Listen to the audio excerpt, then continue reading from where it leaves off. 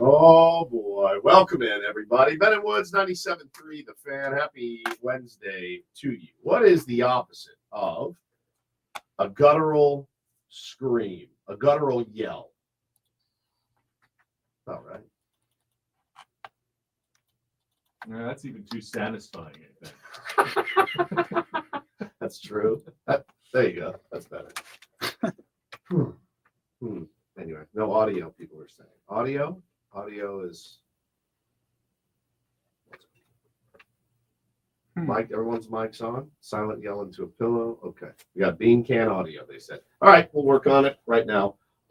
Listen, welcome in. Good to have you here on a Wednesday. We are Ben and Woods. You are listening to 97.3 The Fan, home of the San Diego Padres. And man, the Doomers will be out today, and I don't blame them. We will get to everything that happened in last night's game as well. But first, we will introduce the cast and crew. We'll get lubed up here a little bit. I'm Woodsy. That is Paul Reindl. He's the executive producer. Good morning. Hey, how are you? Doing great, man. It looks like Paulie fixed the audio just like that. The guy's a wizard. He's an absolute wizard. Ben Higgins, your friendly neighborhood sports anchor, joins us as well. Good morning, Benjamin. Good morning, everybody. Happy Wednesday. Happy Wednesday to you. How did your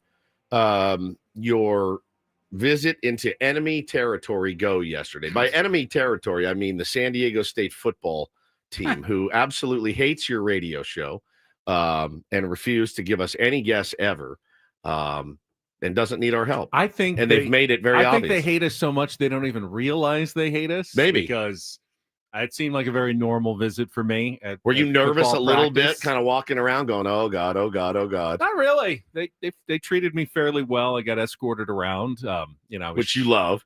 Which was nice. Yeah, to have my own personal escort. Jamie from the SID's office escorted me. It was the closed portion of practice, but I wanted to go meet Caleb Davis, who's the new general manager of the football program. So got to go out on the practice field while Coach Sean Lewis was doing his thing with his players and working out. So now if any other Mountain West team wants all the secrets of San Diego State football, I am now privy and willing to be bought for all my knowledge that I gleaned yesterday. Do you know, I'll just throw this out like there. A spy.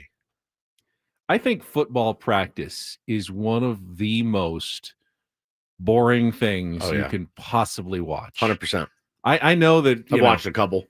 Thousands of people used to come out for Chargers training camp. It's crazy. It is so very boring because they don't tackle or do anything really that interesting. Occasionally quarterback throws a ball in the air, someone catches it or someone doesn't. Or somebody drops it. There's no consequences or anything. They're mostly working. It's kind of like, it's more like a dance recital. Yeah. Where everyone's like, okay, you're going to be in this spot and then you move to this spot. It's like a choreography class. You're working on your footwork here. Yeah. It's impossibly dull to watch a football practice. It is, man. They're the worst thing in sports to watch. So now, until they start doing the bit where they all get in the big circle and one guy gets in the middle and that's where it gets pretty interesting and they start running and hitting each other until they start Oklahoma hitting. drill, which has been pretty much banned completely because of health concerns. So they don't do anything really gnarly anymore like they used to in the two-a-days of the old school. So that's gone now. But I did get to meet the new GM. I knew he was young. I didn't realize he's 25. He's just a kid. Insane. Impressive young man, I will say, Caleb Davis, who's going to be in charge of essentially like contract negotiations, financial packages, agent communications for players. Sean Lewis will recruit someone, say, hey, we want this guy on the team. Figure out a way to make it happen with the NIL money that we've got. And, he came from Notre Dame, where he was the director of recruiting, worked really closely with their GM and with Coach Marcus Freeman. And yes, Woods, I did ask him a little bit about Marcus Freeman. You know how they say don't ever really meet your heroes? Yeah. I know you love him so much. I do so much. Don't break my heart. Caleb Davis told me to tell you, everything you've heard about Marcus Freeman, he's 10 times better. Yes! He is such an unbelievable guy. I love him so much, He had stars in his eyes the way you had stars in his eyes. I love him Talking so about much. Marcus Freeman.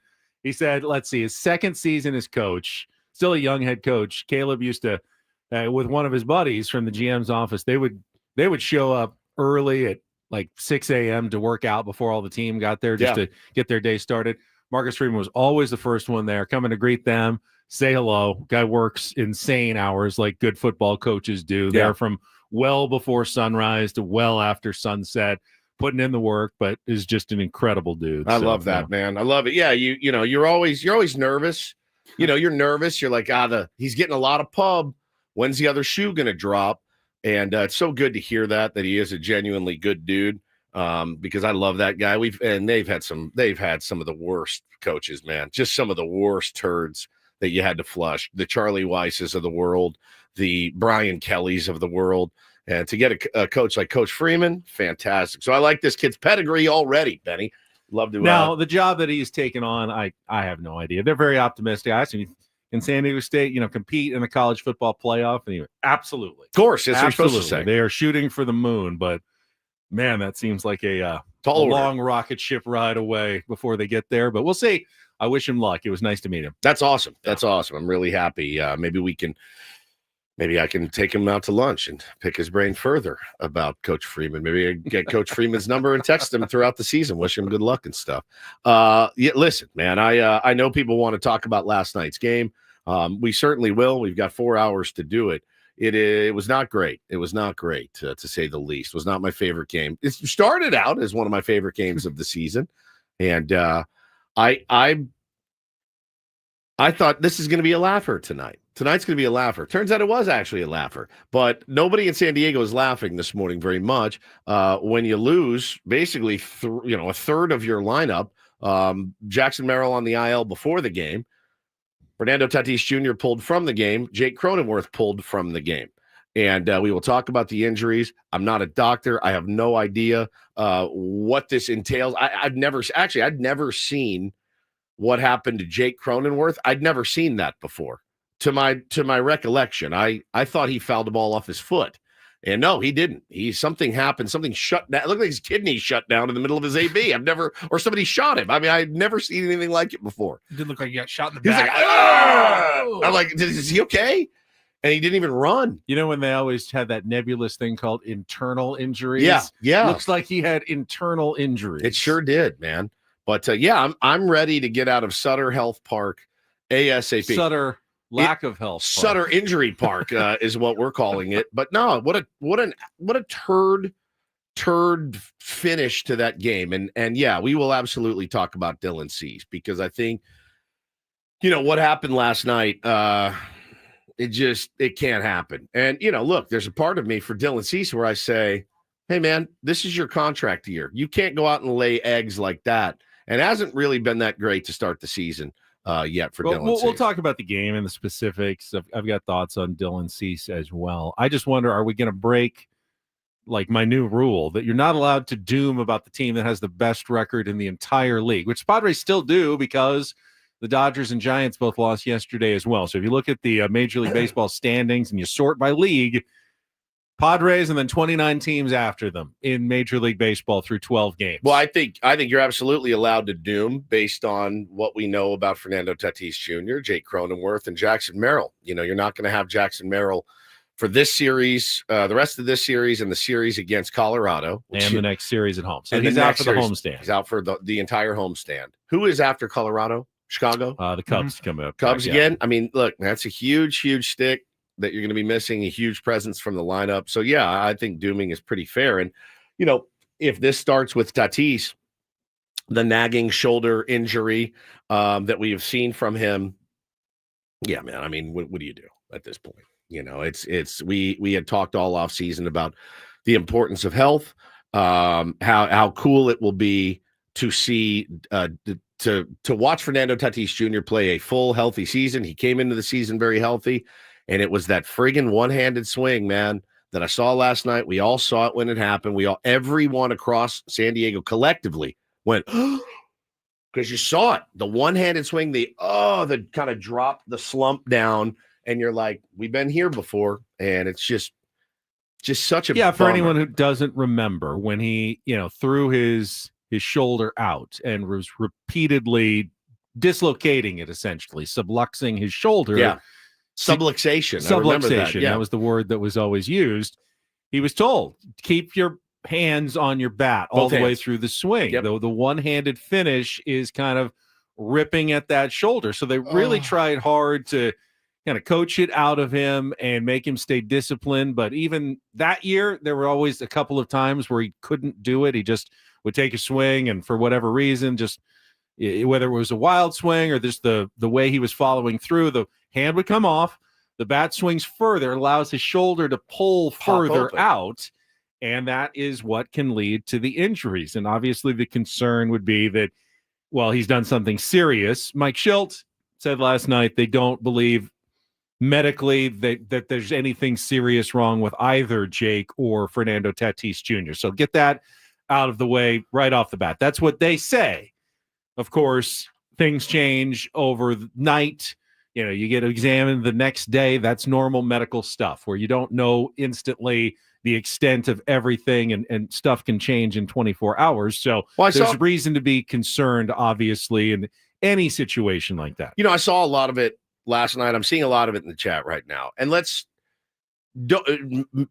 make no mistake, this is not me carrying water for them, because I do know this. I saw a lot of, oh, great, they're going to downplay all this. Yeah. Welcome to Major League Baseball. The manager of the Cardinals, Oli Marmol, if somebody gets hurt, you know what he does in his press conference? He downplays it. If Aaron Judge, stubs his toe, they're going to downplay it. That's what they do across the game. It's not, I know we're here in our silo and the Padres do it all the time, but every team does it. That's exactly what they do. And you could, very rarely do you have the manager that comes out and they say, well, so what's Jackson's hamstring like? And the manager says, it looks like pulled pork, to be honest with you. Well, what does his shoulder look like? Oh, it looks like ground up hamburger meat. He's going to be out a year. They always err on the side of caution. You'll hear that phrase. Is it really erring on the side of caution?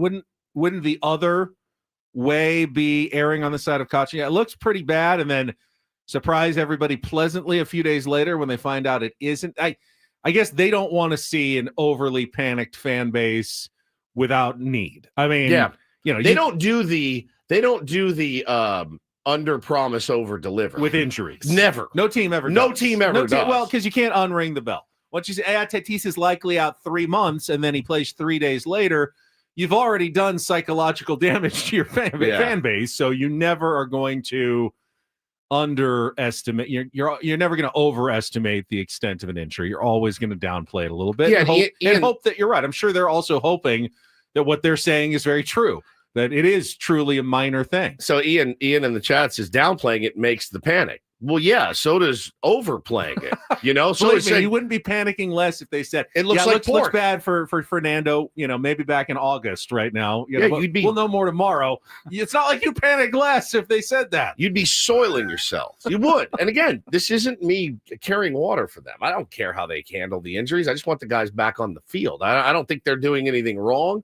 I don't think they're doing anything intentionally misleading. What I do feel like is that every single manager and every single general manager in the game of baseball says, we're going to take a look at it.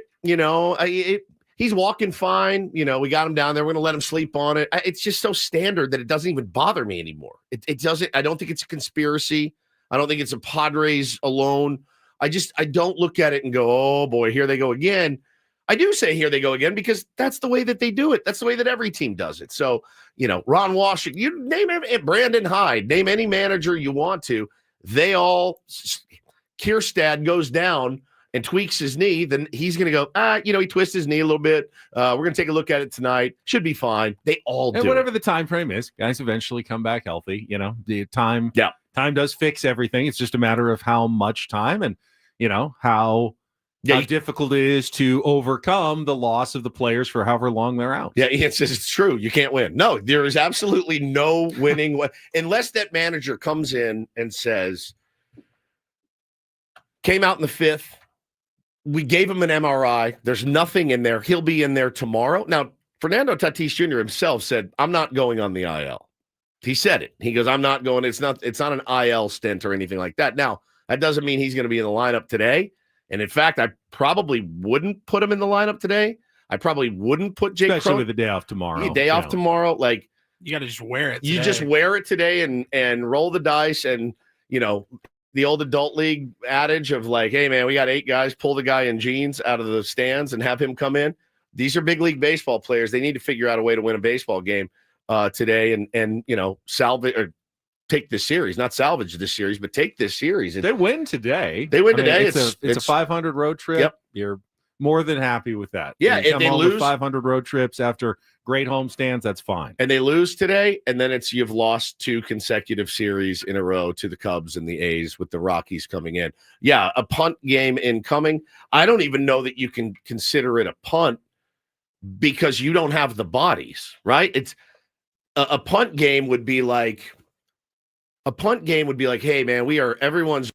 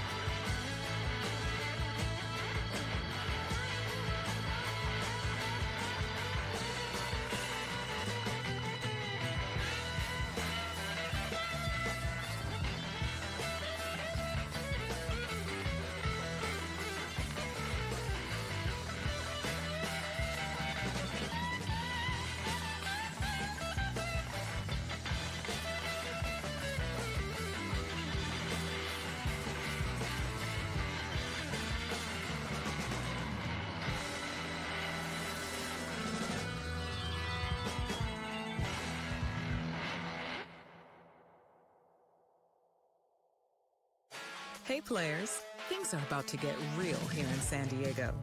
Introducing the all-new Hamul Casino Resort.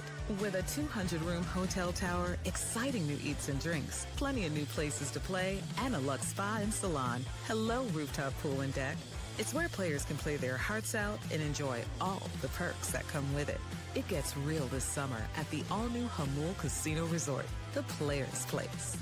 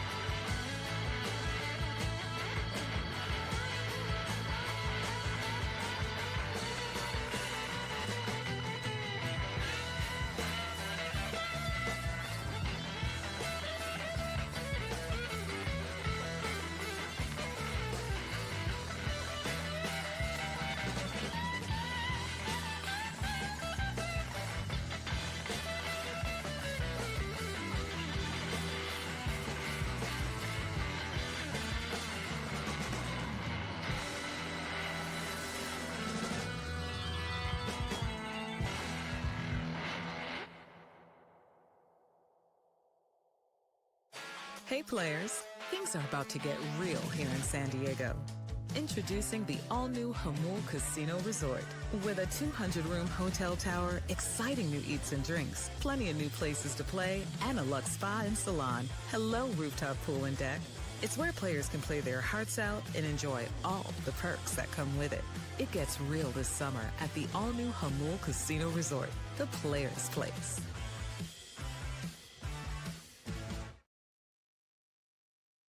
I could empathize with Bob Scanlon last night after the game. Did you stay up for the post-game show on television, Woods? Buddy, I turned it off in the 7th. I was livid. So obviously, 7th inning. Obviously, the game wraps up on Padres.tv, and Scan and Mud come on for a little post-game, and then Mud leaves, and it's just Scan. And everyone wants to hear from Mike Schilt. What's the update on the Jake Cronenworth and Fernando Tatis Jr. injuries? Hey, I'm like hanging on the edge of my seat. I don't want to finish my Channel 10 stuff until I know at least something. Are they live? Are they okay? What's going on? And Scan keeps teasing. Like a Buddy Beer Jerry. Scan keeps teasing. All right, after the break, we'll hear from Mike Schilt. And then he comes back from the break and talks for a little bit, and they go, is Schilt ready? No, I guess not. Okay, after the break, we'll hear from the manager, Mike Schilt. And he comes back from the break again, and then he starts going, oh, this date in baseball history, April 8th, 1974, blah, blah, blah, blah. You're and he's joking. He's vamping. And he he's talking for like 4 or 5 minutes. He goes, I guess we're not going to get the manager. Sorry. Good night, everybody. The show comes to an end. Unfortunately, I had been waiting. I was falling asleep. I was tired, but I was like, well, I've already waited this long. Might as well stick through, 2 quick segments in the post-game show. Hear this audio from Shilty. You always want to see with Schilt. This is why I love Shilty as our manager. This is why I know exactly what you're going to say. Yes, you always want to see just how bitchy he's going to be. I wanted to see him. You just have to see it. Stare daggers into Kevin Acey's eyes. And I go up to get water. I got up to get water, and I come back, and they're replaying the game. It's hey, welcome into Sutter Health Park for Game 2. I'm like, what? Sammy's post-game show is a little bit longer, and he was able to get the audio, which we now have this morning. And we will play it for you when we get to our Padres wrap up in our next segment. Oh, God.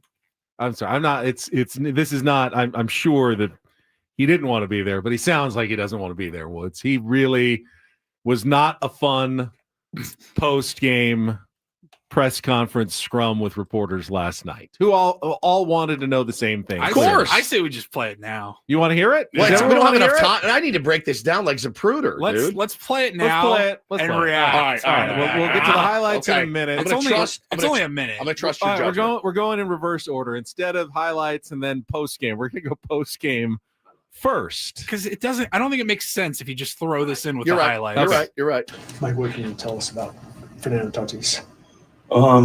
He's a really good player. One of the best players in our league, and I love having him on our club.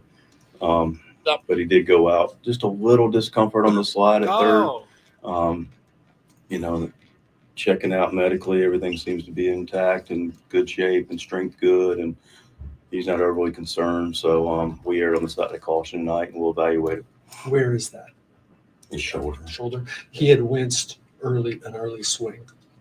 He had winced after taking an early swing. Do you know anything about that? Have it starting there? Or? I know that when he slid into third is when he experienced some discomfort. What's going on with Jake? Jake, some more cramping from 2 days ago from getting hit in the ribs.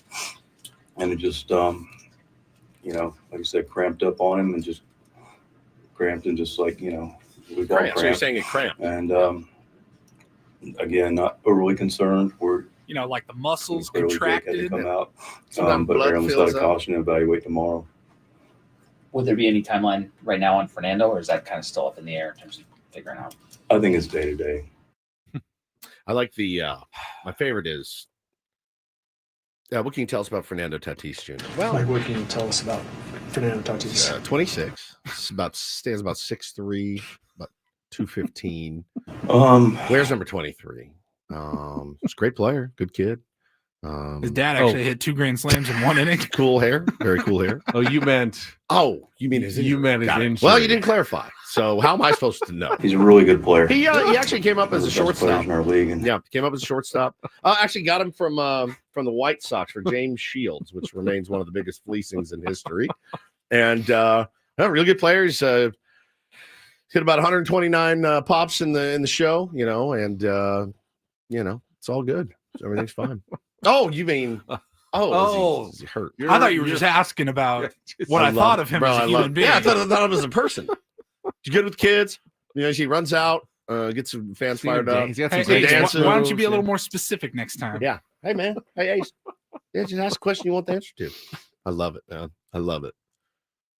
Yeah, I think essentially what happened was, my guess is the game ends and Schulte has his post-game, obligations or whatever. It's usually within 5 minutes. But he needs to go back. Yeah. And, also, do we factor into account, doesn't he have to walk a quarter mile out to the clubhouse? Yeah, the clubhouse is in a different zip code at Sutter Health Park. And check out the players and get kind of the info. Talk to the trainers, talk to Reiki and everybody. Before you go out there. So, I don't know, man. It was funny, though. So, ultimately, I think if you listened all the way through, Mike at least tried to tell everybody that it's not overly concerning at the moment. he's a really good player. I love that, man. One of the best players in our league. And That's right. Yeah. I love having him on our club. Robert says, isn't the shed close to the clubhouse? Yeah, but the clubhouse is all the way out past center field. Right. So you got to. And then the shed's out down the left field line, I think I Yeah. heard. I don't know. The media shed. Did he go to the media shed or did they go to the clubhouse? I don't even know how it works. Does he even have an office? Will this be the first time we've played the losing grap up? Oh, yeah. all season We long. haven't even heard 'cause it the yet. losses were Friday and Saturday. Yeah.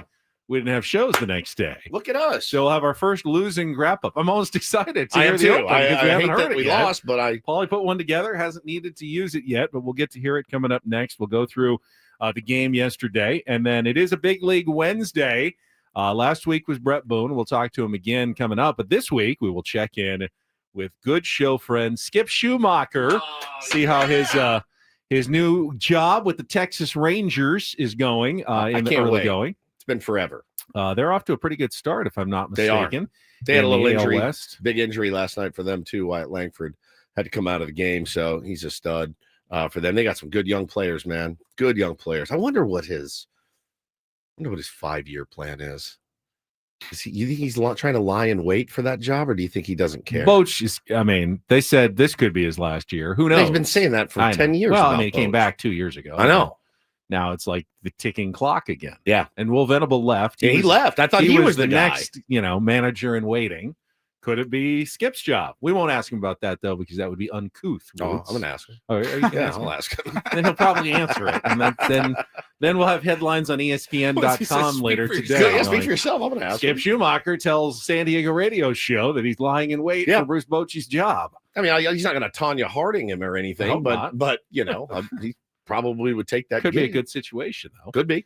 So we'll talk to Skip at 8:35. Have our regular segments on a Wednesday. Don't do this. Take on Woods and the Rundle Report get you to 10 o'clock. But let's get to that losing wrap up. I'm almost excited for it. Coming up next with Ben and Woods on Call this one the crap up. The crap up. If you lose, the grap up and the And crap up. Yep. On San Diego's #1 sports station, 97.3 The Fan. Gambling problem? Call 1-800-GAMBLER. GEGE 000466. For a full list of games and rules, play at 7 Mile Casino. Visit 7milecasino.com.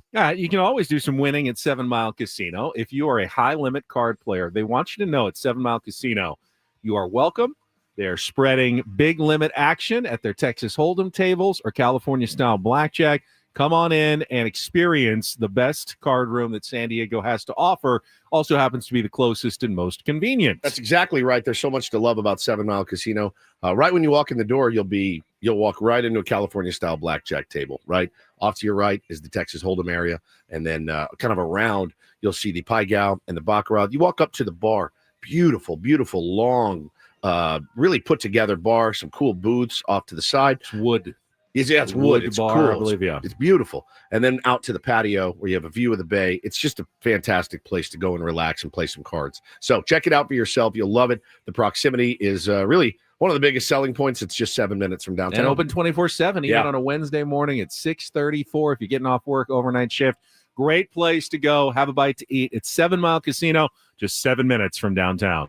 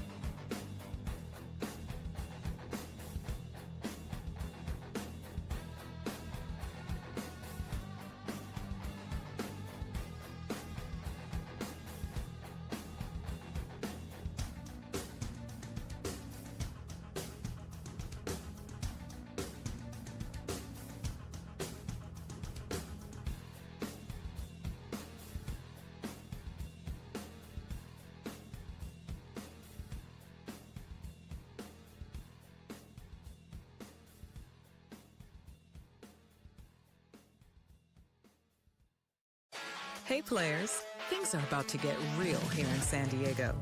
Introducing the all-new Hamul Casino Resort. With a 200-room hotel tower, exciting new eats and drinks, plenty of new places to play, and a luxe spa and salon. Hello, rooftop pool and deck. It's where players can play their hearts out and enjoy all the perks that come with it.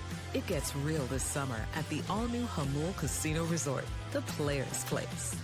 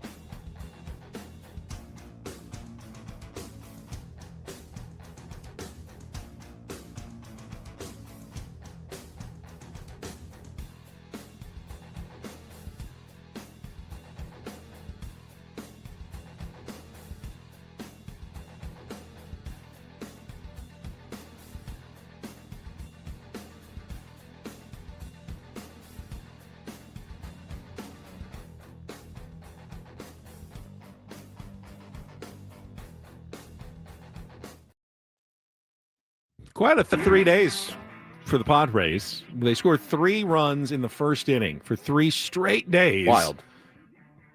But twice they actually lose the lead before the first inning is over.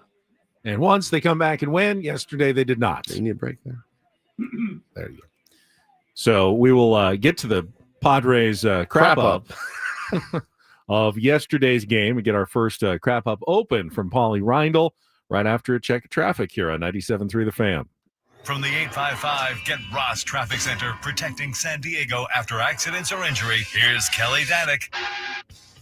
Traffic is sponsored by Crystal Geyser, Alpine Spring. Problems in the North County along South 15. One is this collision past Rainbow Valley. 2 vehicles involved there in the center divide. And getting reports of a hit-and-run crash, South 15, just past the 56. Not showing if lanes are blocked. Stalled car, northbound 15, past Camino del Norte. It's in the center divide.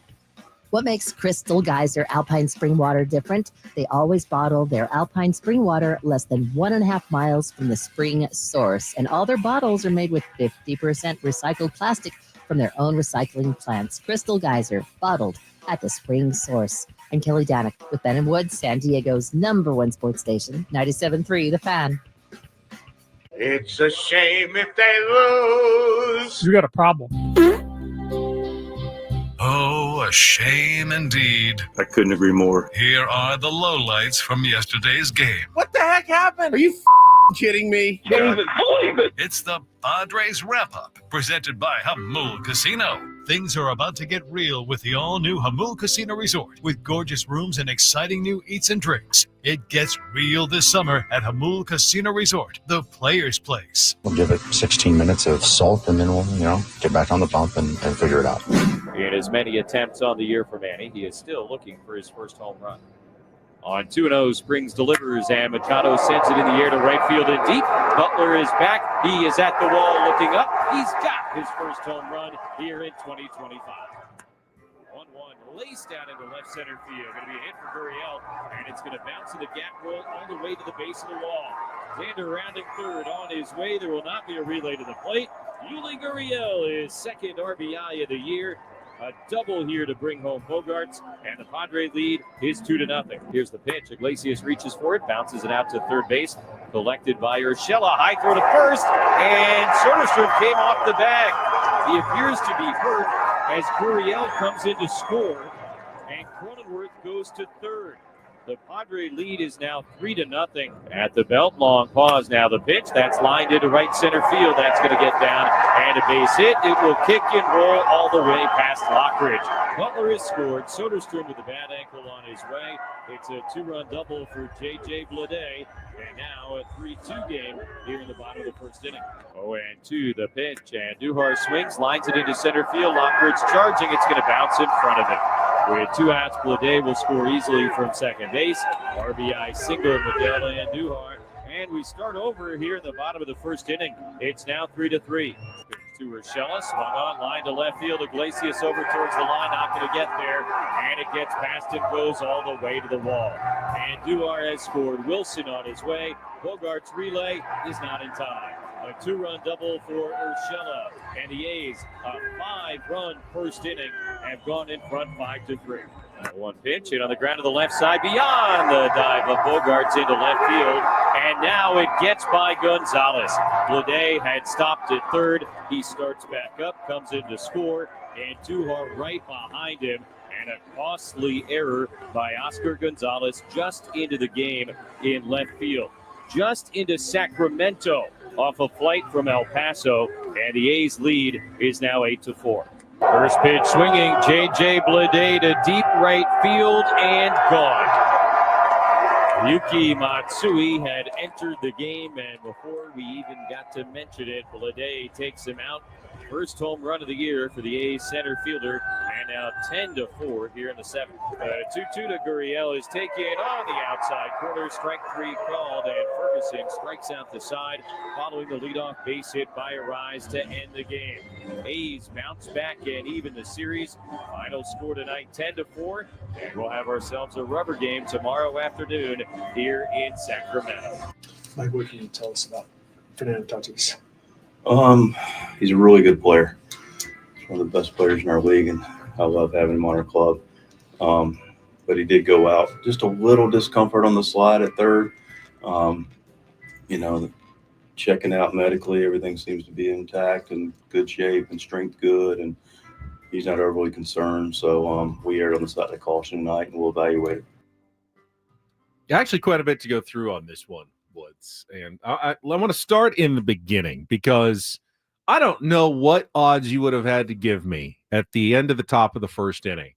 After the Padres were up 3-0, Soderstrom, who had been hottest player, looked like he was hurt, barely could get up after the collision at first base going, I'm so confident in this game now. The Padres, they're going to run away with this one, win it massively easy. And then 5 minutes later, of course, it's 6-3 A's as Dylan Cease just has the worst first inning of his career on his way to his worst start of his career. I mean, did not anticipate that. We talked yesterday on the show.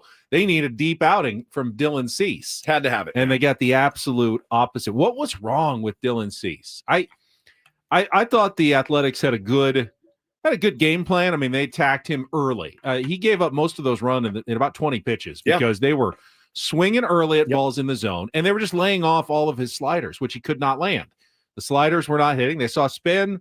They spit on it. They saw no spin fastball. They were just attacking and sitting, in my mind, fastball on most of those pitches in the first inning, and it just worked brilliantly against Dylan Cease. Now, if he could have started getting the slider in for strikes, he would have been fine, but he couldn't. He couldn't find it yesterday, and the A's read it perfectly. It was it's tough, man. Your team spots you 3 runs in the top of the first, and you have to just go out there and collect as many outs as you can. Also knowing that the bullpen is a little bit worse for wear. They were on him, man, like white on rice. They pounded Dylan Cease last night too. They were hungry. They were like you said, they were aggressive. They actually, and when he did jam him a couple of times, and he did.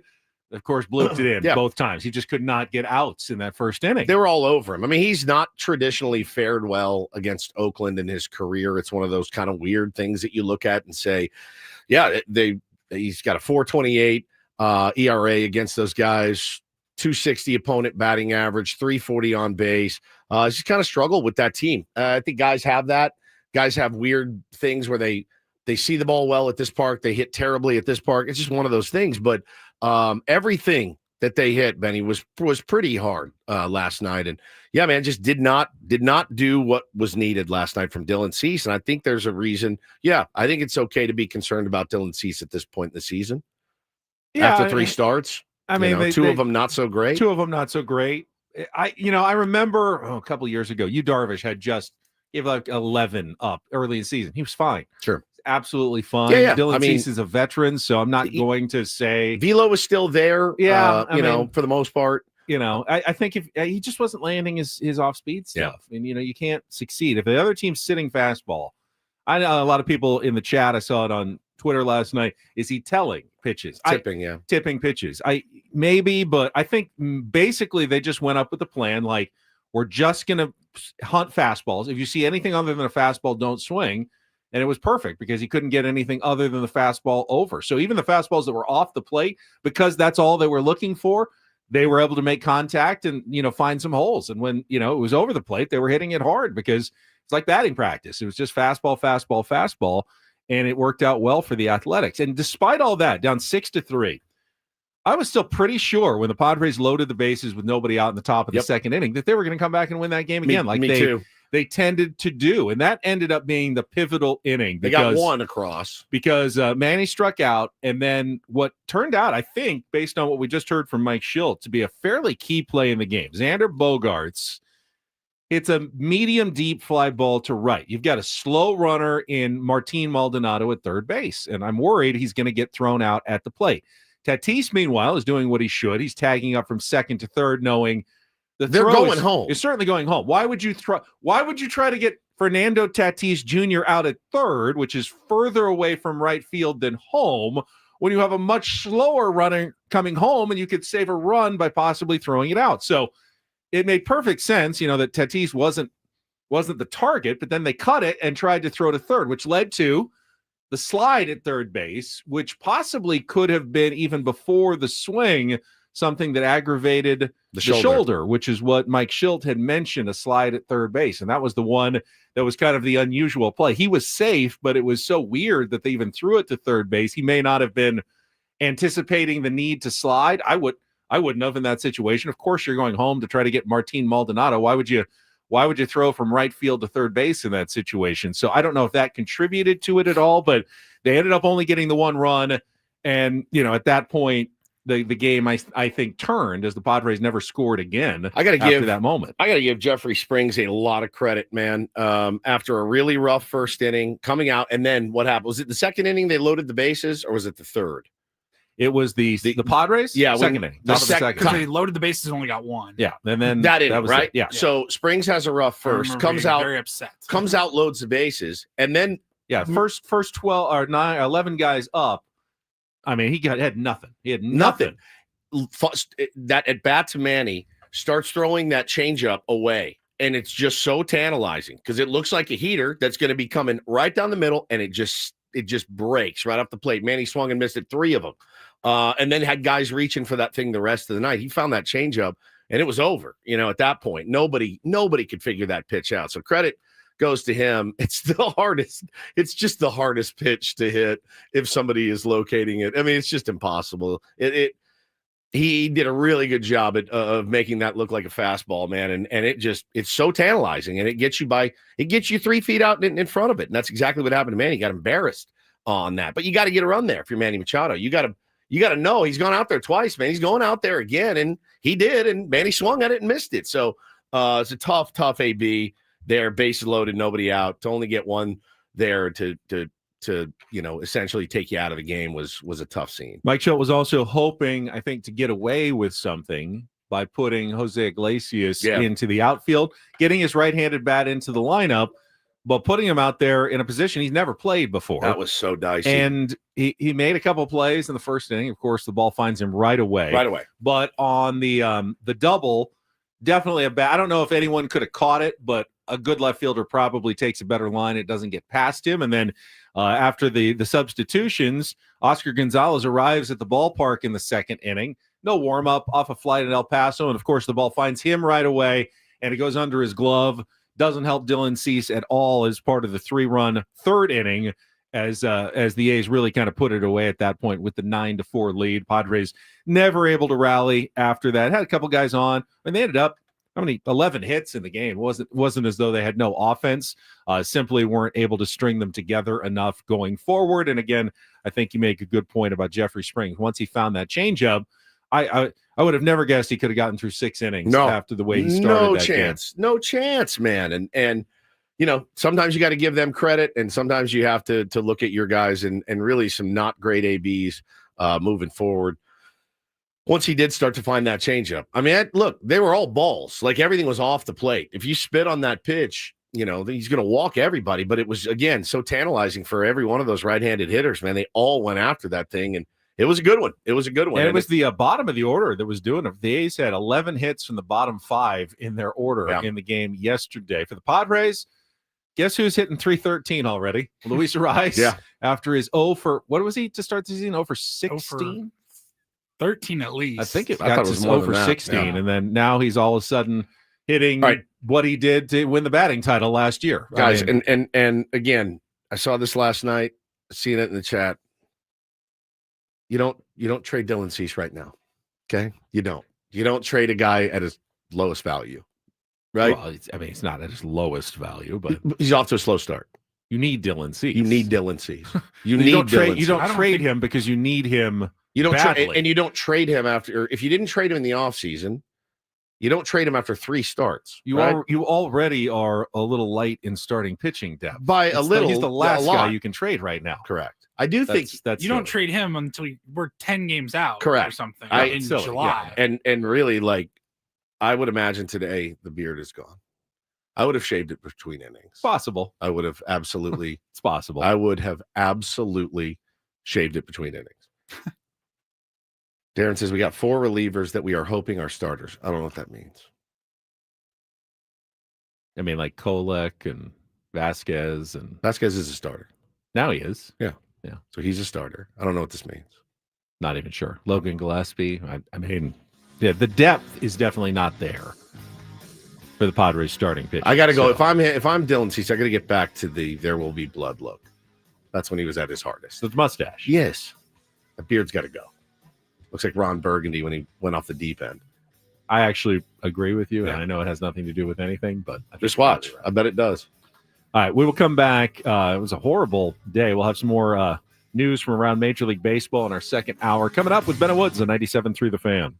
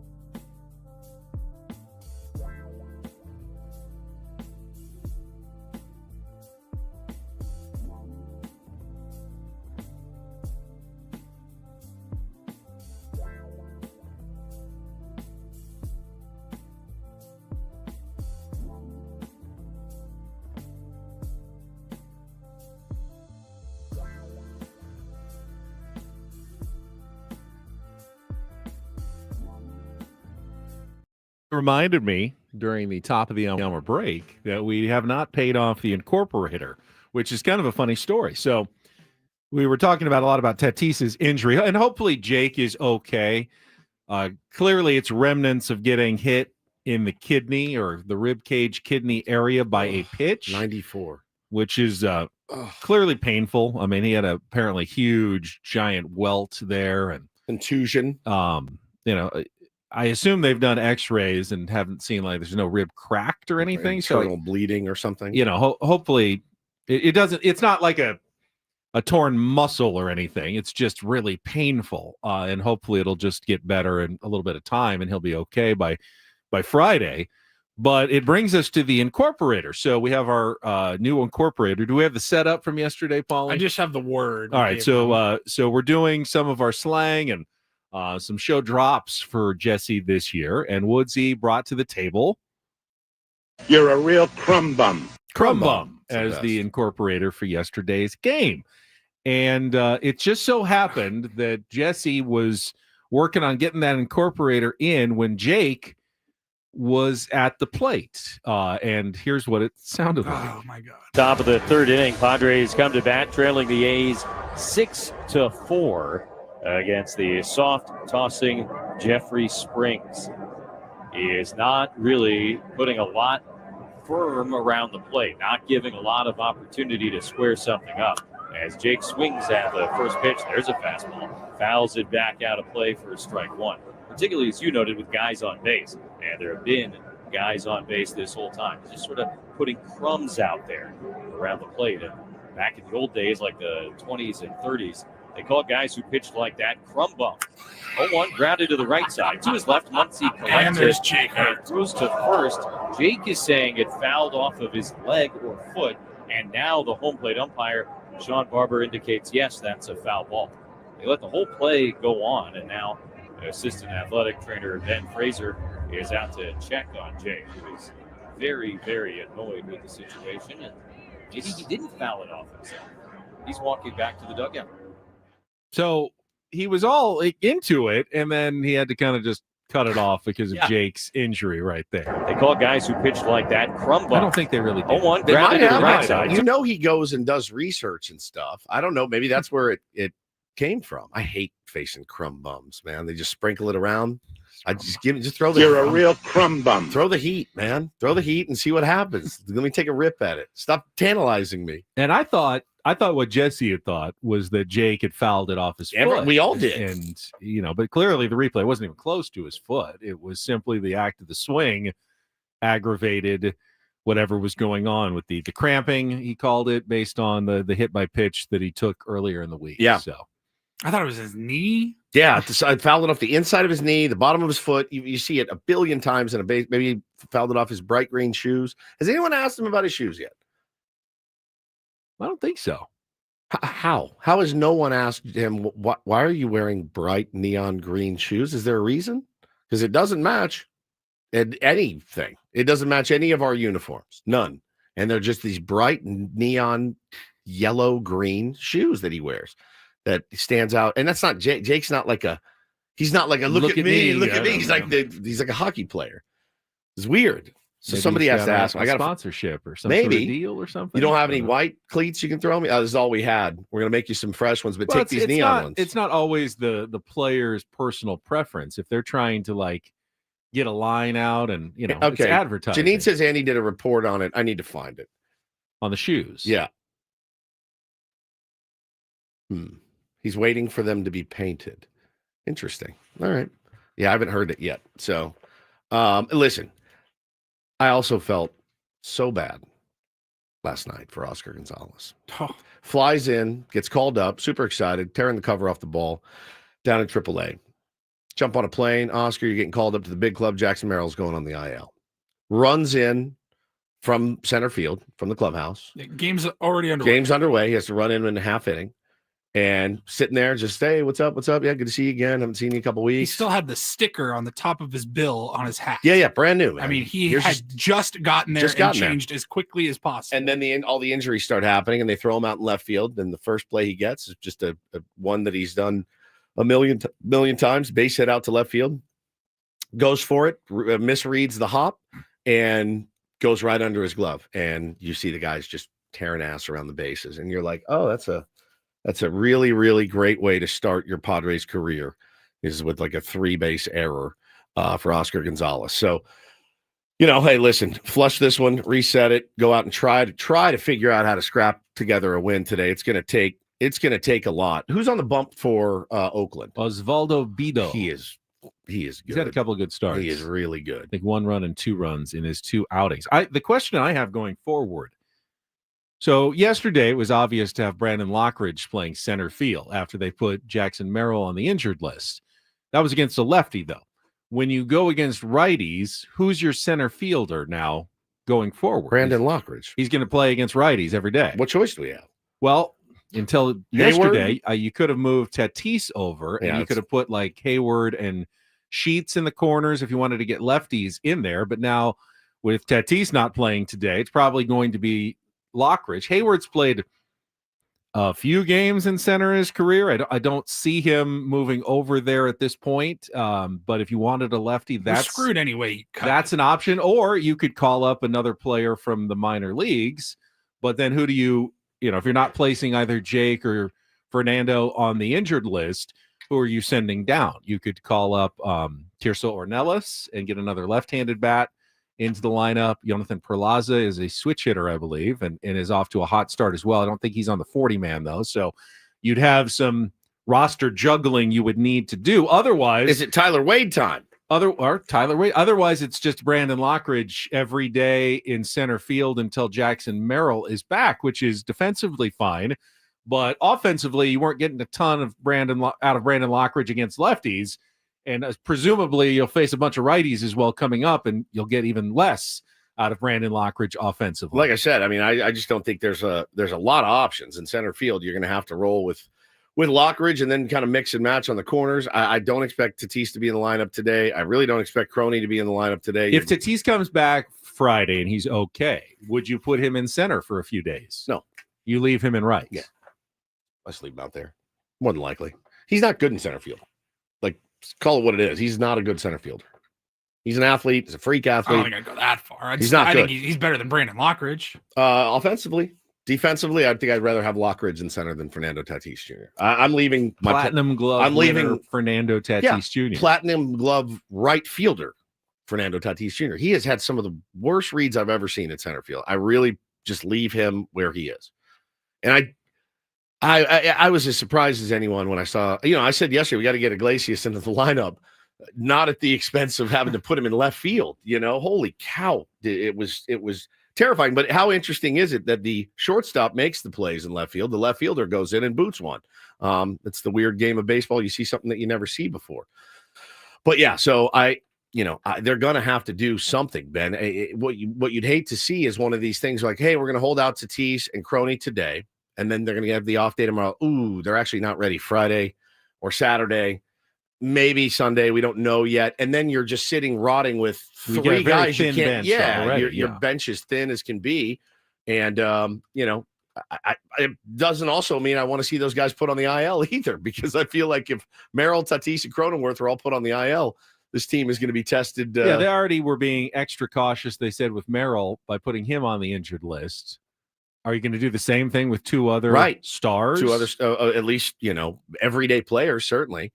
Rod says, what's Trent Grisham doing right now? He's hitting homers for the Yankees. Tons of home runs. Yeah. He's only playing because Cody Bellinger is a little hurt, but he's making the most of it. And he's hitting homers and doubles. I did see Travis Jankowski was DFA'd. He's out there available if you want to bring back Freddie. Let's go play some center field if this stretch is on. But yeah, other than that, man, you're going to have to pull from within, and you got some guys that you can use, but it's going to be lean. There's no question. It's going to be lean. This is why Xander, Manny, Arise, hey, listen, that three-headed monster really needs to try to carry this team for the next couple of weeks. I would imagine we may get a lineup before the end of the show today. Oh yeah, I would imagine. We've got a 12:35 first pitch and 11:35 Eco Water SoCal pregame show. I feel like with Sam Levitt. I feel like when you see it, if you've ever gone out and had a really, really rough night, and then you wake up in the morning, you look yourself in the mirror, I think that's what it's going to feel like when you see that that lineup hit you this morning. Okay, but it will almost certainly still include Manny Machado, Luis Arraez, Xander Bogaerts, who's been hitting the ball pretty hard. I like his at-bats. Mike Schilt actually specifically yesterday or the day before yesterday, like, went out of his way to praise Xander Bogaerts. Feels like he's off to a terrific start. The numbers don't quite say it, but he feels like he's putting on some best swings, Not long bad, at bats, making pitchers work. Had a couple of more line drives yesterday, 2 more hits yesterday. You've got good players still in your lineup. It's not as though the Padres are throwing out a AAA team. A couple of guys, yes, will be, forced into the lineup, but you still have a chance to win this game today. It's not like, white flag time. When you have Manny Machado and Luis Arraez in your lineup, you're not putting up the white flag in a game against the Sacramento A's. It's going to be a rough one. I say Randy Vasquez throws a good game. I think the Padres win today. All right. I don't think it's going to be rough. Sweet kid. This Beto kid's really good. He's really good. He's nasty. He's got nasty stuff. So, hey, man. Who's that kid they had not closing out the game, but to end the game yesterday? I was asleep. He fooled Xander. Xander struck out on this ball that was coming across Ferguson, the plate. was it? Yeah, Ferguson. It broke. It would have hit him if he hadn't opened up his swing. It came back on him so bad and just dropped. It was one of the nastiest pitches I've seen all season long. The good news is for Padres fans is after you get home from Sutter Injury Park, the Colorado Rockies will be marching into town. So you know how that goes. That's the thing that really freaked me out. So I will point out that it seemed like every time they faced the Rockies last year, Rockies were red hot going into the series. You remember that? For some reason, yeah, I feel like they'd won. They kept it the Rockies have won 5 in a row when the Padres are going to Coors Field. Not the case this year. The Rockies are off to a 2-8 start, so they're limping into Petco Park. If I were you, I see you unbuckling your pants. I'd put my pants back on when the Rockies come to town. All right, it is a different situation. You know better. You know better. No. Yeah, you know what? They're younger. They're hungrier. They just called hungrier up than what? Hungrier than the old guys they used to have playing for them. They're young and they're hungry. I think the Padres are pretty hungry. So. Oh yeah, I think so too. I realize I'm dooming a little bit about it, but man, you're dooming a lot. Well, I remember having Bob Scanlon on and be like, Bob, why can't we beat the Rockies? He got all mad at me. I'm like, I didn't make up the record. Why do they stumble against these guys? Buddy Black seems to have this team's number, especially at Petco Literally, Park. the Padres have the best record in baseball. The Rockies have the worst record in baseball. I mean, you're laughing like it's not possible that we just get bodied. Of course it is possible. Of course it is. It's not only is it possible, it's likely. But that's not the likely. That's not the rational part of your brain talking. If you were in Cincinnati right now, no, it's actually the rational part. That's the rational part of my brain, based on experience. If you were like a Reds fan in Cincinnati and you were randomly betting baseball games, and straight up, and you go, okay, Padres, Rockies, you take the Padres. Baseball. But if you're a San Diegan, you obviously take the Rockies because you've lived through the rational part of your brain. And here's the thing. I don't usually do the I told you so bit. But on Monday, he's so cocky right now. Paul, you see how cocky he is? He's like, it's the Rockies. Come on, man. Joe says cry harder, Woods. I'm just trying to set the expectations, Joe. My expectations are a series win. All right. You don't have to sweep. I'd love to be series wrong. Win. You know I love to be wrong. But first, they got today's game. We got to get through this one. We got to get through Don't Do This coming up next. I tip my hat to this broadcaster who kind of lost his mind last night, because I would have lost my mind sitting through this game too. And then the Pirates did something pretty cool last night that we're going to bring up in Do This. It's all coming up after a check of traffic. Don't go anywhere. It's Ben Woods on 97.3 The Fan. Well, first I want to tell you guys, if you're listening right now and you're in chronic pain, you woke up this morning and your hands hurt or your knees hurt, your back, your shoulder, call QC Kinetics today. Don't wait anymore. Get in there, start getting the treatments, and get back to doing the things that you love to do. I am a living, walking example of what they can do. These guys can attest to it. I was in severe pain, and I was really worried about my future life. What was I going to be able to do? And really, more importantly, what was I not going to be able to do? I was going to have to find new hobbies that required me to sit and not do anything with my hands. But I went to QC Kinetics, got treatment on my wrists, and I'm back doing all the things I love, like going to the gym, playing baseball, playing golf. I'm picking up my kids, man. All this stuff is so important to me. Live a healthier life, free of harmful meds. That's the whole mission of QC Kinetics. Get you back on your feet, doing the things that you love. They'll give you a free consultation when you call. They got appointments in Torrey Hills and Hillcrest. Call now. Find out how easy it is to get back to enjoying life without chronic joint pain. Now is the best time to get started by calling QC Kinetics, 619-614-PAIN. That's 619-614-PAIN. It's QC Kinetics at 619-614-PAIN.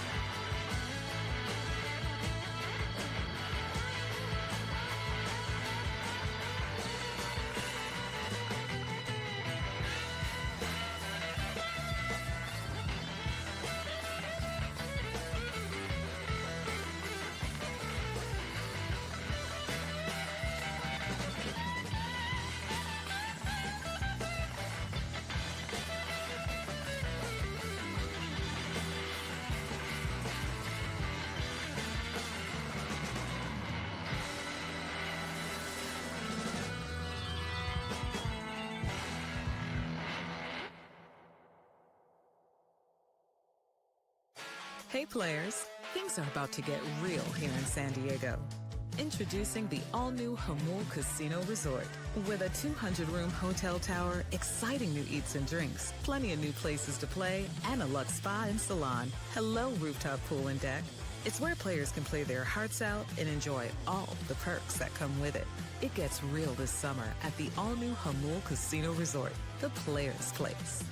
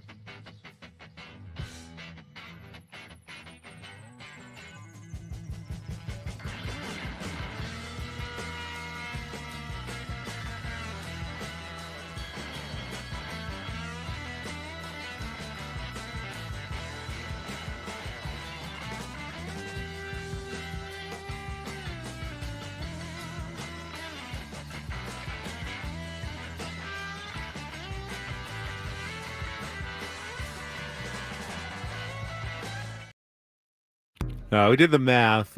Since we were a show, so 2018, Padres are essentially 500 against the Rockies. Don't say essentially 500. Two They have a games losing under. record. Two games under 500. Games under. Which I'm not surprised. They've played badly against the Rockies in recent years. Yeah.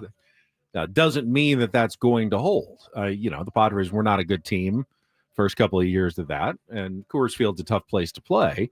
They should be a better team against the Rockies, but there's nothing magic about the Rockies that should prevent the Padres from playing well against them. But if we're super banged up, missing Croney and Tatis and Merrill, I mean, then any team's, obviously a danger. We don't know that that's going to be the case at this point. No.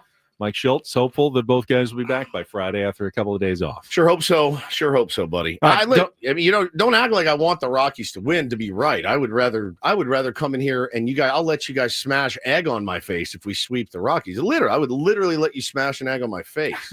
I have no problem admitting I'm not you. I'll admit I'm wrong. I'm never going to bet on a sweep. That's not how baseball works. No. I'd like a sweep, but you try to win series, and hopefully the Padres can win one today and then win another one against the Rockies.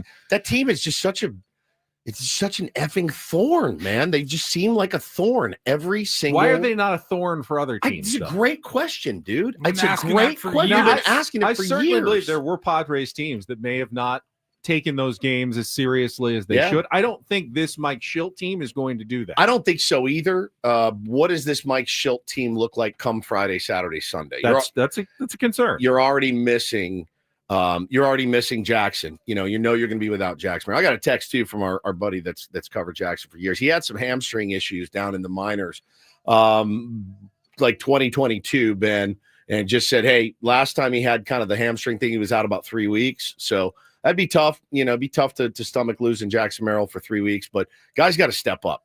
Guys have to step up, period. You go out and you get all this veteran leadership and everything else. Like, this is the time for those veterans to play like veterans. All right. Don't Do This is brought to you by Trust and Will. Don't leave your entire State House Kids and Life savings up to chance if and when you die. Set up a Trust and Will online at trustandwill.com. This is a lot more affordable than you think. Visit trustandwill.com for more info. That is going swimmingly well. I love it. Really, really well. Super smooth. All right, I'll get us started with the guy who I know is not one of your favorite characters in Major League Baseball, and he was back yesterday.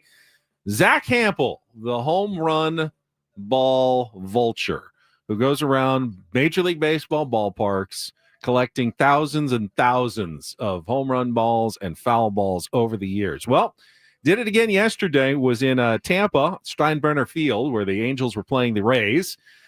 Angels hit a ball deep to the wall. The Rays, Christopher Merrill, was going up to try to rob the home run when Zach Hampel reached his glove over, standing at the outfield wall, made the catch, and potentially robbed a home run robbing catch from Christopher Merrill. Now, the ball would have been over the wall, and Zach Hampel was within his rights to do so. They reviewed it, and they said it's still a home run because you can't assume you're going to make a home run robbing catch. He didn't reach over the field. He didn't do anything technically wrong, but this was a Rays home game. Correct. And you want to let, Rays players in their home field. Zach doesn't care. But everybody else, all the Rays fans in Rays jerseys who are standing there going, what are you doing, man? This guy's may make a spectacular catch. That's what we came here to see, not you. And he's like, I came here to get balls. Collecting your 72,000th ball at a Major League Baseball game. I do have a question. How in the world does he always get to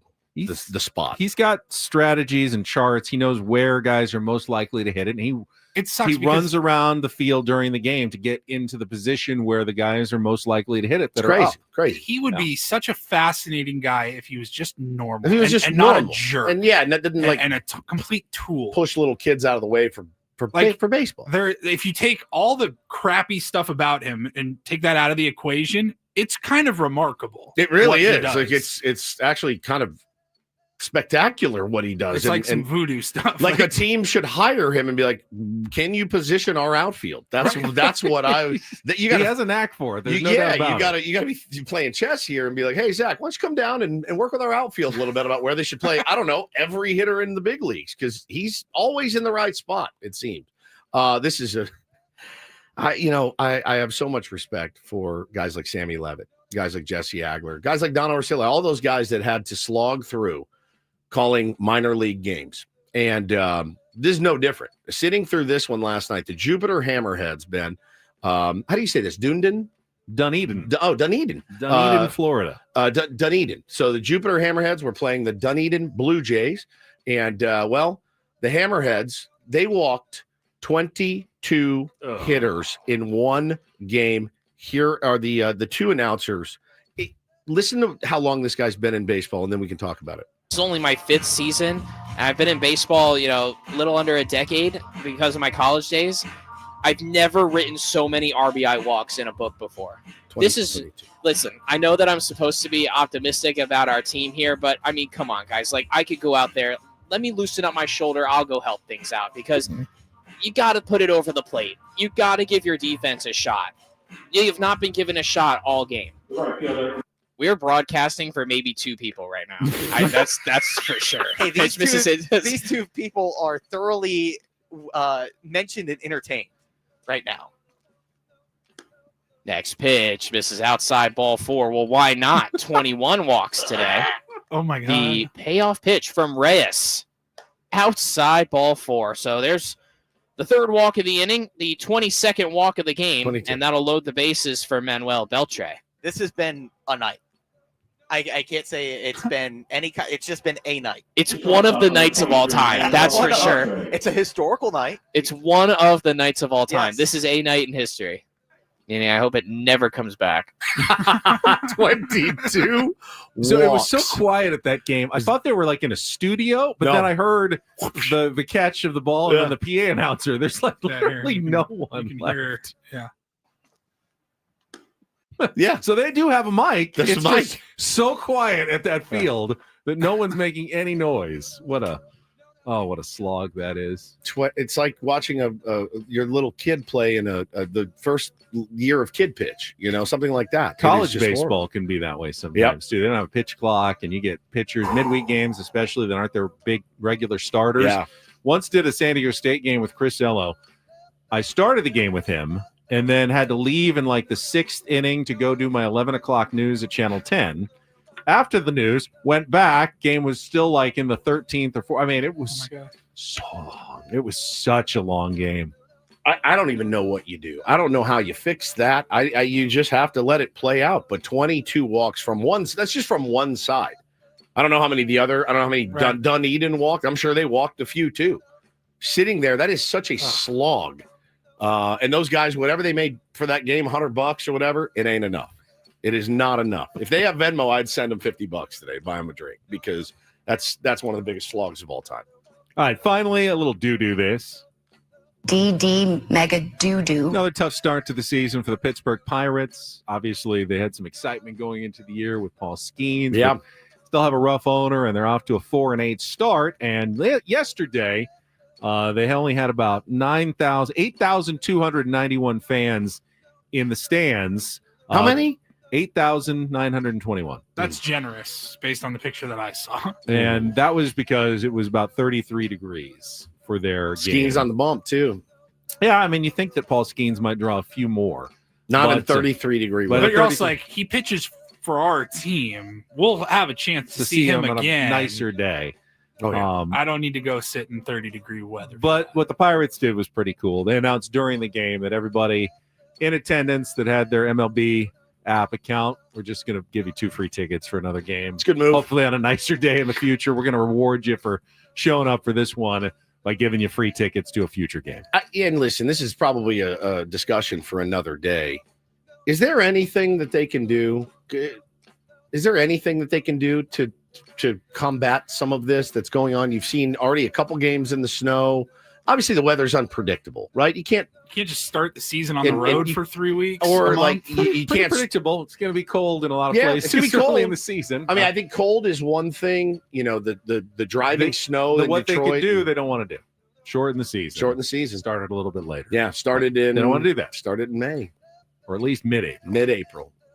I mean, we're damn near at mid-April almost. We're 5 days away. Like a March 1 report date. And you can say, oh, we'll just start it in all the warm weather cities in the domes for the first 2 weeks. But then teams like the Padres will have to play a 2.5-week road trip in August. That's right. Going through like the Midwest. Yeah, Cincinnati, which Chicago. would ruin this. I mean, it would ruin their season. I They know. have to go through 112-degree temperatures for 2.5 weeks. They'll be dead if they had to do that on the road God, every single day. So remember that's that- not fair either. Remember that freaking series in Cincinnati last year where it was just like 112 on the field? And they just looked like you could see the heat radiating up from the ground, and they just were dead. They were dead.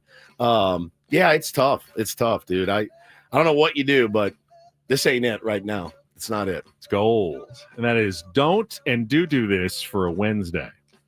That was Don't Do This with Ben and Woods on 97.3 The Fan. Big League Wednesday. Skip Schumacher is going to join us coming up in 1 hour. Stay tuned for our good friend now with the Texas Rangers. But when we come back, the rest of the news from Major League Baseball games yesterday and the awful scene in the Dominican Republic. So Such a sad story. We'll get to all of that coming up with Ben and Woods on San Diego's #1 sports station, 97.3 The Fan. First, want to tell you about Prize Picks. Daily fantasy and baseball season is great.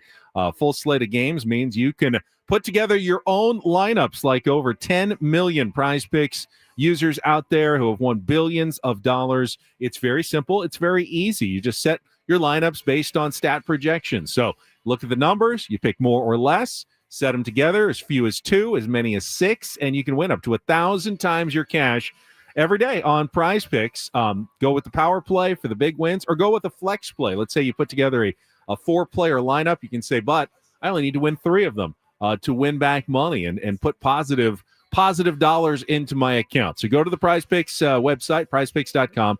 Download the app. When you use the code KWFN, you're going to get $50 instantly when you play your first $5 lineup. That's $50 instantly when you play your first $5 lineup at Prize Picks. Really fun, really simple, just adding to your enjoyment of the games that you are already watching. With Prize Picks, run your game. Must be present in certain states. Visit prizepicks.com for details.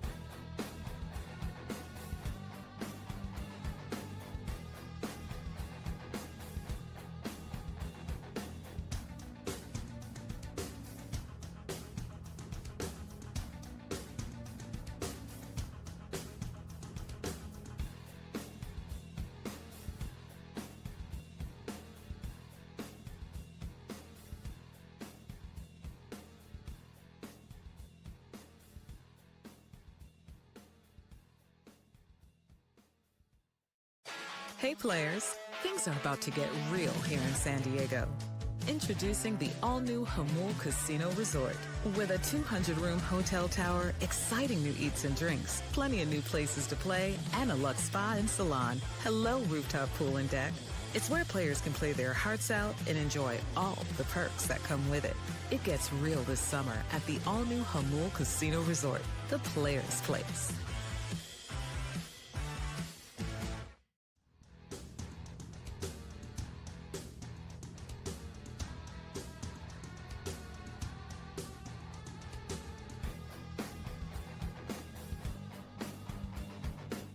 News here at Odyssey San Diego. We're getting new vending machines, Woods. What? Yeah, we just got an email from saw JR. this. Oh, fine. And he wants our input as to what we want the machines stocked with. Like there's a menu of things that you can ask to have put into your vending machines. It on me. Let's see, beverages. This are the regular sodas, but you can go with Gatorade, red Gatorade, or orange vitamin water. A little cranberry juice cocktail. I like that. Frappuccino. No. Let's see, snacks, Pop-Tarts you could do, or cereals, like individual cereal bowls. Big Texas cinnamon roll, cup of noodles. I love a Big Texas. A Big Texas cinnamon roll. Big They're the best. Texas They're so good. cinnamon They roll. should not be that good. It's the last thing I need. Cookie options. You want grandma's or Oreos? Oreos. Dunkaroos. Famous Amos. Famous Amos is an option. Wait, Dunkaroos? They have Dunkaroos. Yeah. Oh, Vanilla JR. Any- Dunkaroos. Chips. Any healthier options? Yeah, they do Yes. have a healthy options page. See little fruit cups. You've got Pirates Booty, Applesauce. Go Squeeze applesauce. Yeah, we can go with that. Is this Salads. Vita Coco coconut water. okay? Candy options. Protein Ooh, shakes. 100 grand bar. I want 100 grand bars in mine. Protein shakes? What Yeah. kind? The Premier, Premier protein, Protein. chocolate shake. Okay. Basically like Ensure, but for non-old people. Hello, darling. And I then got V8, so we can have a bloody beer. there's health and beauty options, Oh. including fake eyelashes, Deodorant? deodorant, yes, Nice, I'll always need that. tampons, Okay. eyeshadow. All right. I'm good for cranberry juice and fake eyelashes. See, you would look really good in fake eyelashes. Yeah, it does feel like a vending machine that would be at Taylor School with the go-go applesauce. And, yeah. I don't know. I mean, what can you really get good from a vending machine? If you're going to go to the vending machine, you got to go. You got to get the Big Texas cinnamon roll or the Snickers bar or whatever. Keep me away from that thing. All right. That's what I ask of you. It's so hard to make the healthy choice when you're standing in front of it. Though. It is. I mean, you go to it to make the bad choice. You do. You know, so I just bring my own. You're like, it's come to this. I Yeah. have nothing else but this vending. It's usually when I get weak is like on a Friday and I'm exhausted. It's 8:00. I'm like, I'm just gonna go get a Snickers. It's fine. But I mean, it's nice. It was desolate in there for a long, long time. There's like some leftover Pop-Tarts from 2 years ago that haven't been eaten yet. Well, the email said like we've had some issues with our current company. Oh, you don't say. I'm like, really? Well, it's By kind of issues you mean they just put didn't it show there up. and they just never left came it. back. But it's kind of a vicious cycle because we've had less people in the building. Yeah. And so no one buys things from the vending machine, which means the vending machine company is like not that interested in restocking it, Correct. which means it's empty, which means no one buys things from the vending machine. And there you go. And then we have an empty, useless vending machine in the office. I'm gonna eat my string cheese now, so I don't think about Snickers. Snickers bar. Well, we don't have them yet. Oh, so okay, you're good. probably safe for now. All right. All right. Padres aren't the only team that ran into some issues yesterday in Major League Baseball. We'll have a wrap up around the league coming up after a check of traffic here at 97.3 The Fan. From the 855 Get Ross Traffic Center, protecting San Diego after accidents or injury, here's Kelly Danick. Traffic is sponsored by Eliminate Termite, the orange oil experts. West 8's been having some problems. Got this accident right before the 15. Looks like that may be in the clearing stage. Then an accident on the Qualcomm Way off-ramp, West 8.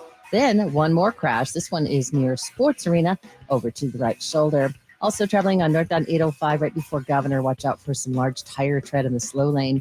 South 5 Coastline hit and run crash just past Tamarack. Everything now over to the right shoulder. Have termites? Eliminate Termite inspects, treats, and repairs termite damage, all with a full structural warranty. Their orange oil treatment is safe for people, pets, and the planet. No tent, no move out. Protect your home naturally. Schedule a free inspection at eliminatetermite.com. I'm Kelly Danick with Ben and Wood, San Diego's #1 sports station, 97.3 The Fan. Fortunes rise and fall in Major League Baseball, Woods. After an 8-0 start, the Los Angeles Dodgers have lost 4 of their past 5 games now, including an 8-2 setback yesterday against the Washington Nationals. His former Padres prospect James Wood went deep twice against the Dodgers, who had brought up one of their young pitching prospects to start the game. The endlessly deep rotation has already run into a little bit of a problem with Blake Snell going on the injured list. Obviously, Shohei Ohtani still a ways away from pitching again, and they're going to throw Landon Knack today to try to avoid the sweep. So I don't know what happened to all their vaunted arms. Tyler Glasnow had a bad start the last time out, walked a bunch of guys, only lasted 2 innings. He got absolutely torched by Fred Rogan in L.A. Fred Rogan, is that his name? Is that how you say his name? Fred Rogan, the broadcaster? Yeah, he got torched by him. Tyler Glasnow. Absolutely torched. Fred Rogan at the plate torched. I was going to say, I don't think that's right. No. He was on the air and he was like, oh, it was muddy. Oh, it was raining. Oh, so sorry, Tyler, that everything's not perfect for you. You get paid a ton of money. You got to fight through it. You're a big leaguer. He basically went out there and said, that's it. I don't want to do this. He goes, he kind of quit on his team and when they needed him. I mean, they're again, I keep getting told over and over and over, they have no depth issues and they're so deep and there's nothing wrong. There's nothing wrong with the way that they do things on the pitching side. This is every year with those guys, man. Their whole team ends up on the IL. Blake Snell on the IL right now. And again, you're going to baby Roki Sasaki and let him go 3-4 innings every time out. It's a recipe for disaster. I would have thought they were immune to even the normal I did too. Course of injuries. And honestly, I would have never thought they were going to lose 4 out of 5 all season long. No question. It's already happened. You said it. Will the Padres ever be in first place this year? And we all said no. No. Second straight day, they're sitting there alone in first place because the Giants also lost yesterday after their hot start, 7 wins in a row. Offense is dried up. They got shut out yesterday by the Cincinnati Reds and Nick Lodolo, 1-0, which is not an unusual score for the Reds. They have already played 4 1-0 games. They lost 3 of them in a row last week. They won 1 yesterday. They also have a 2-0 game already this season. Yeah. And then a bunch of normal scores. But there's only been, I think, 6 1-0 games all year. The Padres had 1 of them. They won a 1-0 game. They did. The Randy Vasquez. The Reds have played in 4 of the 6 1-0 games in baseball already this season, but they win 1 yesterday against the Giants. The Diamondbacks, meanwhile, got back to 500. They picked up a game on everybody. Corbin Carroll hit a home run, and Josh Naylor had a 2-run double as they beat the Baltimore Orioles 4-3 yesterday.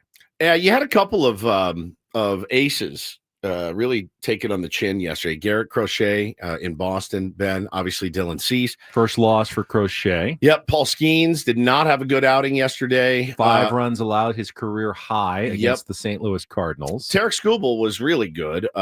Shut out the Yankees 5-0 yesterday. They've won 5 in a row. Detroit's, by the way, aren't they coming to Petco Park in a couple of weeks? I think so. Padres play the Tigers soon. But yeah, one of those days in Major League Baseball.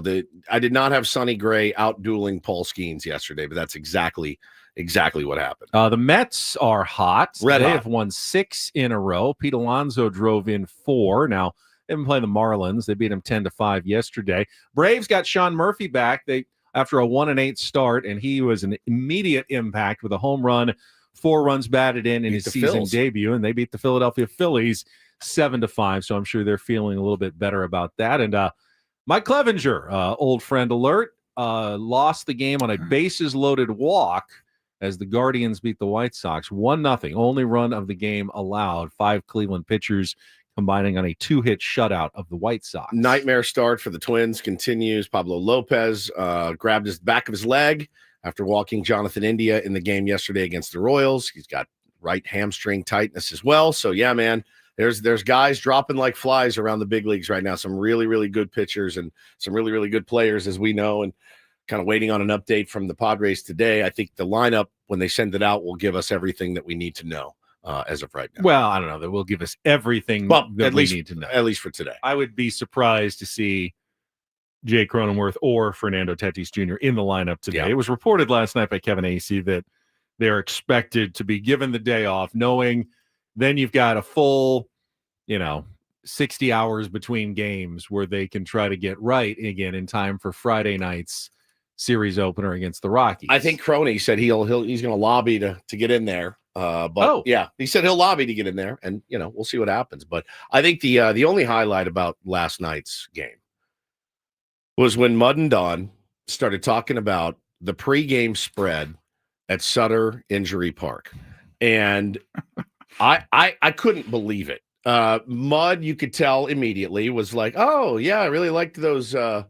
Those little pinwheel wraps that they had with the lettuce and the tomato and the turkey. And he goes, that was a weird choice to have the eggplant in there. And Don's like, I know you don't like eggplant.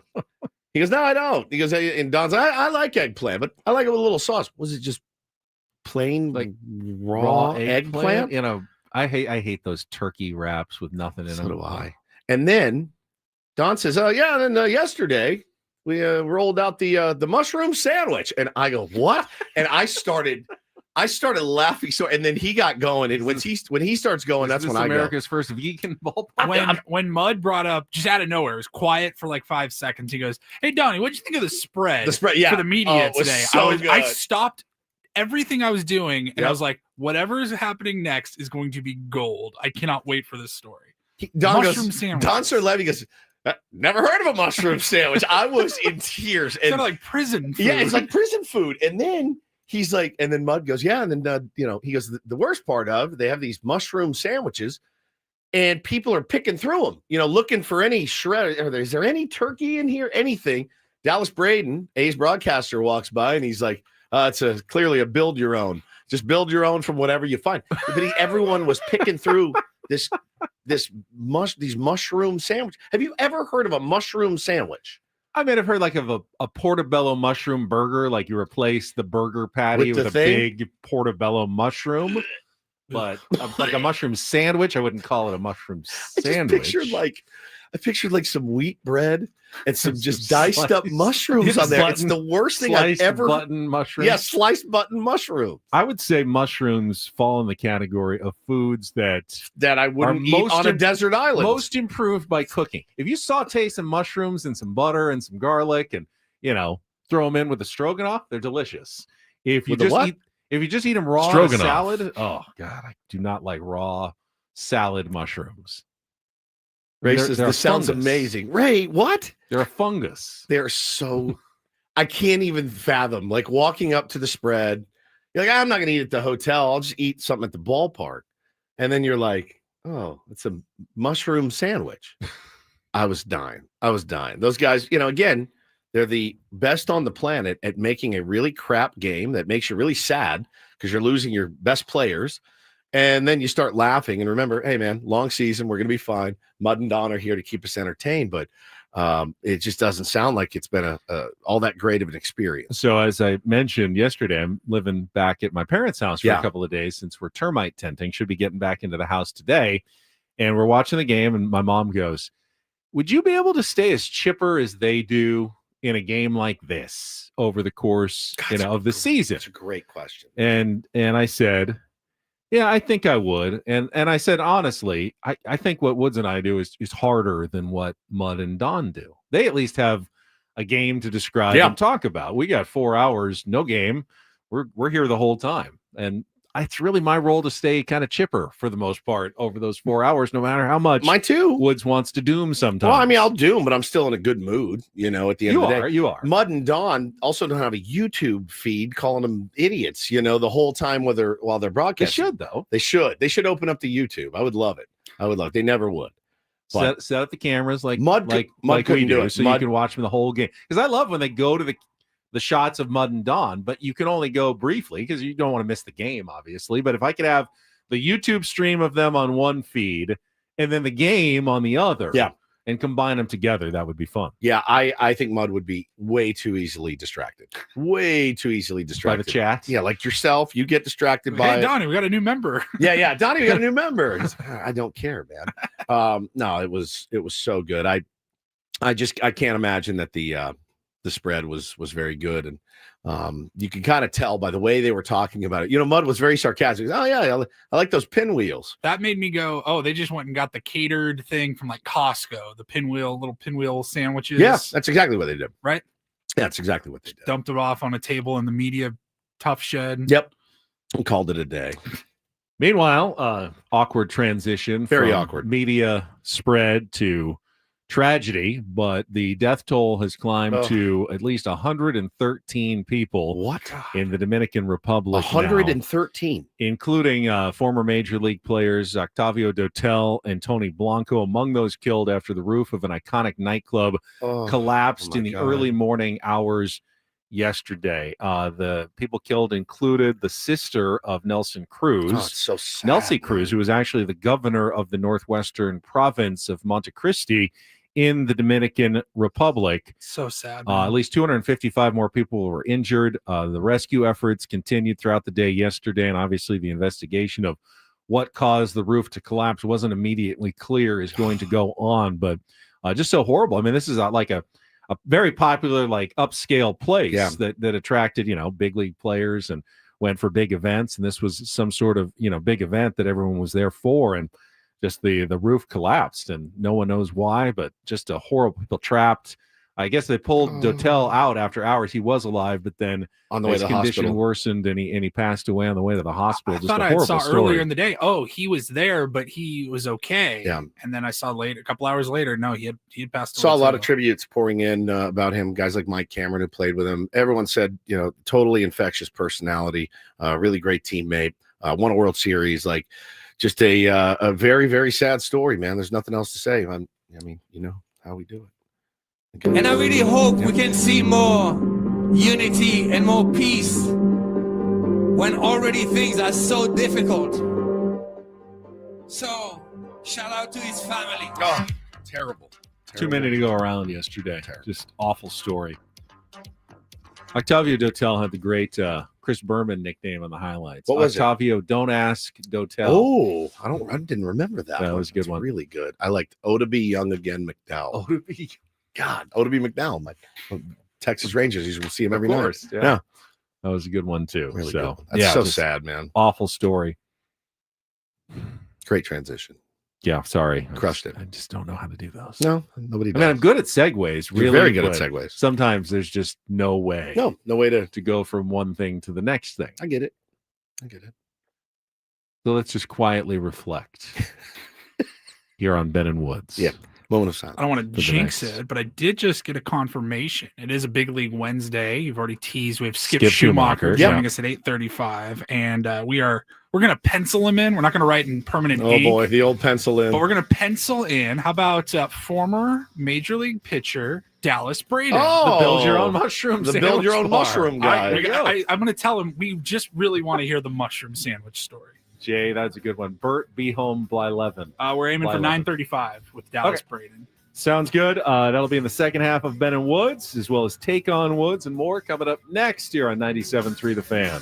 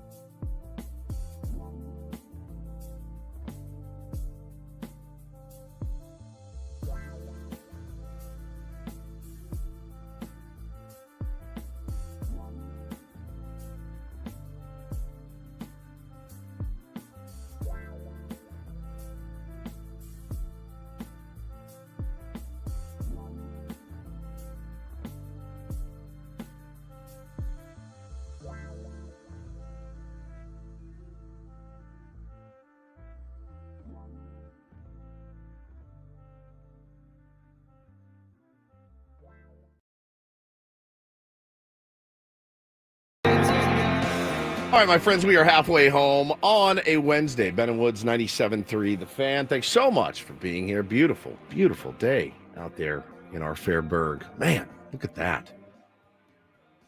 Stunning. Gorgeous here. Apparently, it's really foggy because they have a ground stop going on at Lindbergh Field. So you got to remember that not everywhere in San Diego always has the same weather. Looks really, really nice. Here, I like to broadcast outside. You know, like remember back in high school, hey, we're going to do class outside today. Oh, yeah. Remember those days? You're like, yes. To go read under a Go, tree yeah, or just something. hang out. But we can't really do that here. We'd have to set up it would be more trouble than it's worth. But down in the, it's down on the parking lot, hang out. Just get some color, Remember when we broadcast by the dumpsters at I do. Or was that Grossmont Center? Yeah, I think it was cold, wasn't it? It was like Very December. cold. It was We like, never do it on the nice days, right? Out in front of Dunkin' Donuts Wow. on Rosecrans Boulevard. 14 degrees with wind chill that morning. Now, Yeah. I understand they don't want like sand in the equipment, but in theory, we do have equipment where we can do the show from anywhere. Anywhere we want. Like we can go to the beach and just like set up an umbrella, set up some chairs, and we could broadcast from the beach. Yeah. Could we broadcast while in a moving vehicle? Say a boat? I was thinking more of a golf cart.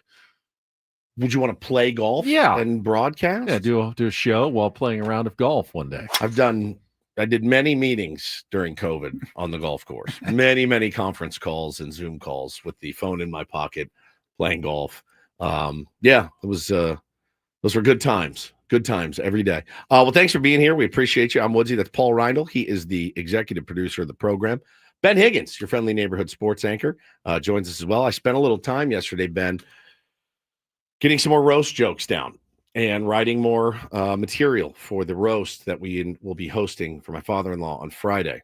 And I will tell you, again, I'm quite nervous about it. It's going to be a little crazy. Now, you said a tier one actually reached out with some ideas. Is that right? Yeah. Tier 1 Katie actually DM'd me with some suggestions. I was, obviously nervous about the roast and not knowing exactly how to be me. Now, she doesn't know your father-in-law personally, right? But she came up with some generic roast topics that could apply to someone who's old. Okay. Because, he's 75. 75. Yeah, it's his 75th birthday. So he doesn't look it. He doesn't act it. But yeah. Like you can make fun of his old man smell. I'll let you do that. When do you get the old man smell? How soon do I have to be worried about it? You're 50 and I'm 50 this I'm year. almost 50, yeah. This year we'll both turn 50. Yes. Does the smell like creep in your 50s or not until your 60s? My guess is early 70s. Are you doing something that does your body naturally create the smell, or do you do something like you're still putting on the old, Aquavelva that just smells old to people who are now new and are used to more, modern smells, and you smell old at that point? Well, I'll tell you this. The older you get, and you guys listening in the audience, you can attest to this. I will take my nose hair trimmer on a Monday, and I will trim the entirety of my nose.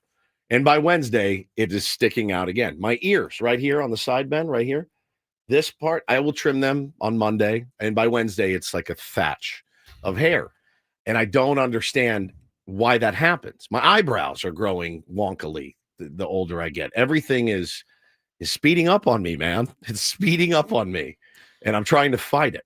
Katie suggests old people dress inappropriately for the weather, such as dressing in long sleeves and pants on a 100-degree day. Why do they do that? Because they just get colder when you get older? You sure you didn't write these? I did. These feel like Ben to me. Using the term stewardess instead of flight attendant. Pretty good. Not bad. I mean, not the... Use the term thongs instead of flip-flops. Okay. Where are the roasts? Like, how would you implement these? Hey, he's so old, he uses the term thongs instead of flip-flops. I don't know. That's again. Actually, please do. I'm gonna record. Paulie, can you come and record? I appreciate the ideas, Katie. We do too. Keep them coming. Still a little nervous. Mine are way edgier. I know. Like way edgier. Pretty sure the answer to the old smell is kind of depressing. Yeah, your body is rotting from the inside. That's Is that the actual. true? Yeah. Is that really true? So when does that start? I feel it right now. I feel like it's happening to me as we speak, Benjamin. I mean, Hughes, he sold his social security number is 4. I hope we get one laugh, man, the whole night. I really do. I'm just a wreck about it. I am an absolute wreck. The thing starts at 7. Well, party starts at 6. We go on at 7:30. There's no green room or anything for us as far as I know. So I suggested we meet up at about 6:30, and you said no, about 6:45. I don't want to stew too long. Just pace. Yeah. Go What over we're our gonna do notes for an hour. Mingle with the. I don't No, want to mingle. I don't so, either. Yeah. That's why I would like to be in a room. I would like to be in a room somewhere where we could They don't go have over. one green room that we can go sit in. I mean, They got about 40 rooms. That's what I was thinking. So we One can of them find must be one. green, Yeah, we'll right? find one. We'll find one. We'll have an area and get a couple drinks in us and get lubed up and get out there and deliver, man. But I trust me, I went to Reddit yesterday. I went everywhere looking for some inspiration. And it's really, really tough. He's so old he farts dust. Again, the crowd, I don't know that this is the right crowd for it. They're very, very white, wealthy people. I just don't know what to say. I mean, I know what to say. I'm not allowed to say any of the things I want to say. I know exactly what to say and do. This does sound like the whitest night ever, especially with some of these lines that Ben's already been delivering. It really will be, Paulie. It really, really. I just hope it doesn't devolve and I have like one too many and I'm like, and just attacking everybody, which is, it's possible. It's absolutely possible. But I think we got it. I think we'll be fine. Try to get a little audio. Definitely get some pictures. We'll both be in tuxedos, which will be a trip. I've been in a tuxedo. I can't even tell you last time I was in a tuxedo. You were you did it at Mighty 1090. I wore it for a week. Yeah, every morning. What a bet that was. Although I removed one piece of the tuxedo every single day. And you wore you wore shorts and a tuxedo top. Yeah, that was when I would get the pants. It was like strip poker. Yeah, kind of. It's like a disgusting version of strip poker with just one guy, and it was Ben starting in a tuxedo. Yeah, I've watched some of the Nikki Glazer stuff. I've watched some of the Kill Tony stuff. Yeah, I can't do that stuff. It's not going to be allowed essentially to do. So we'll see. Once I get up there and start riffing though, it's hard to turn it off, working the crowd and whatnot, but hopefully it goes well. You guys will hear all about it Monday for sure. Or you won't. I hope there's something memorable. I do. I hope there's something to talk about by Monday. Me too. Because if you don't hear about it on Monday, just know it went so incredibly badly that we can't even talk about it. Oh, yeah. No, we'll talk about it. Good or bad or indifferent. Fair enough. All right. Padres, obviously, we talked about it earlier, coming off their, the worst day of the season. Clearly, it's been a really good start. So, a bad day was coming. We just didn't know it would be as bad as it was. Not just the final score of 10-4 to the A's, but losing both Jake Cronenworth and Fernando Tatis Jr. mid-game due to injuries, with the pregame news that Jackson Merrill was going on the 10-day injured list as well.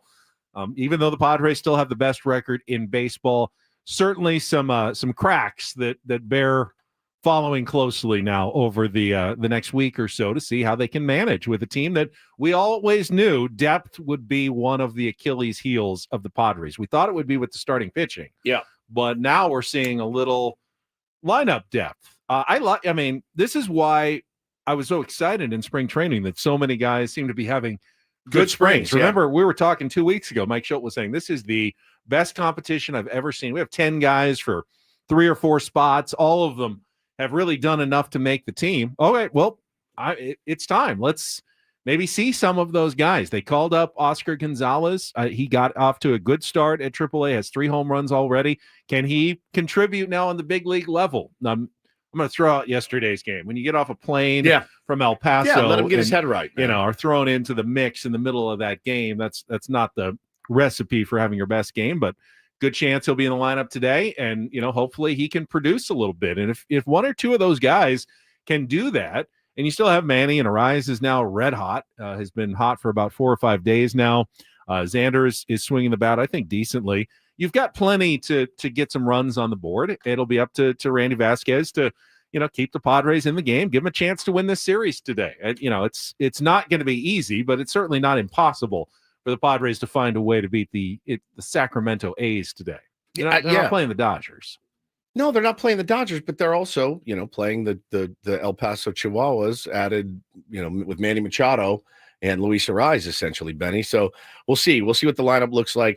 Mike Schild always talks about the grid squad. Thought the grid squad was going to come through last night with a really bad AB from Manny, and the guys that followed him weren't great. Bases loaded, nobody out. You scratch out one run. Not ideal when you're chasing 2 or 3 at that point too. But yeah, you had a chance to kind of get back in it, and then it just snowballed on Dylan Cease and snowballed on Oscar Gonzalez, and just was not a clean or fun game to watch. And then you watch your guys, being kind of walked off the field with the medical staff. It just made for a really, really crappy Tuesday night. Was it worse because the clubhouse is out in the outfield and you got to watch them? Yeah, if they went down the tunnel. They just hadn't seen them. You wouldn't feel so bad. But when you have to make them march all the way out through the outfield to the clubhouse, somehow it seems more grim in Sacramento. I think today you'll see Gavin Sheets get in there. I think Jason Hayward will be in there today. You're probably going to stack it with as many lefties as you have right now.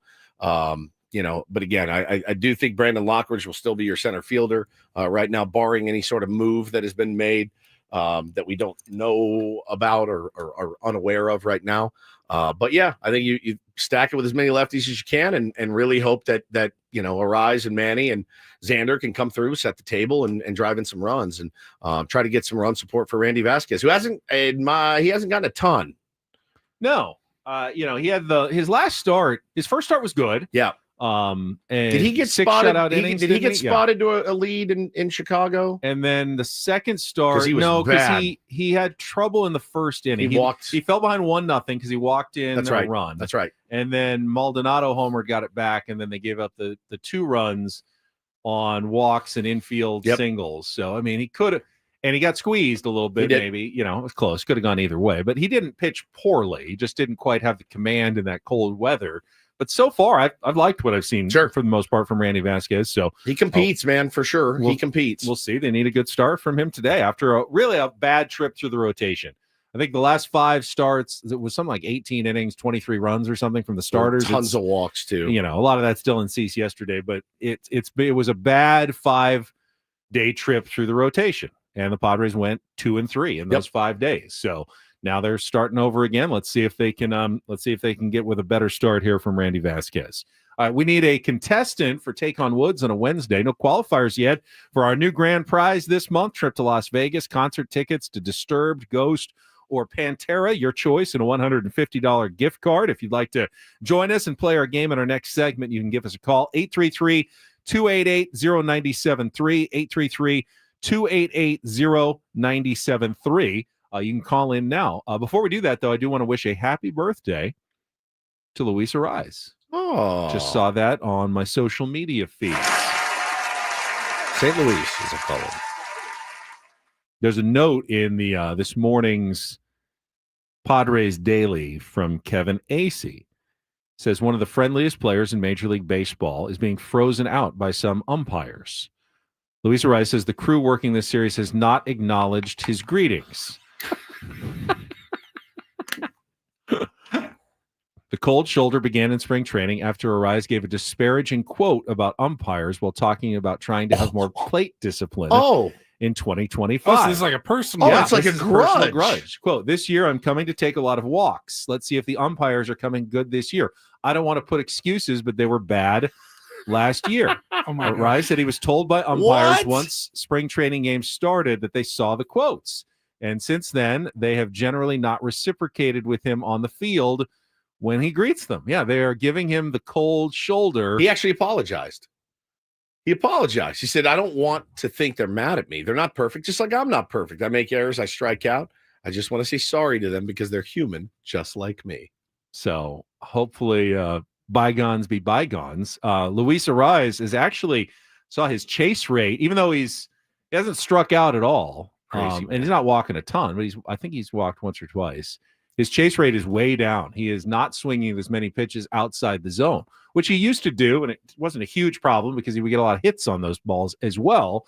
But he's trying to make pitchers throw more strikes, which ultimately starting to see the results of that. He's gone from 0-0-0 to 3-1-3 in about 5 days. Crazy, man. Of Luis Ariz after a 3-for-5 last night. 4th consecutive multi-hit game, 15 for his last 32. My God. After going 0-for-16 to start the season. Just insane. Just watch. He's just one of the best hitters, man. He's just so fun to watch. And by the way, I don't think this will hold, but Martin Maldonado is hitting 353 after a 3-for-4 night last night. I will say that I'm surprised. And he was hitting the ball hard. Yeah, He was hitting line drives. I'll say I'm surprised. I'm very surprised, pleasantly. But, if he continues to do anything like that, you're fine with him catching, most days with Elias Diaz as a backup. That's not a bad catching situation that the Padres have going. That's been better than expected, certainly. Yeah. To this point. All right.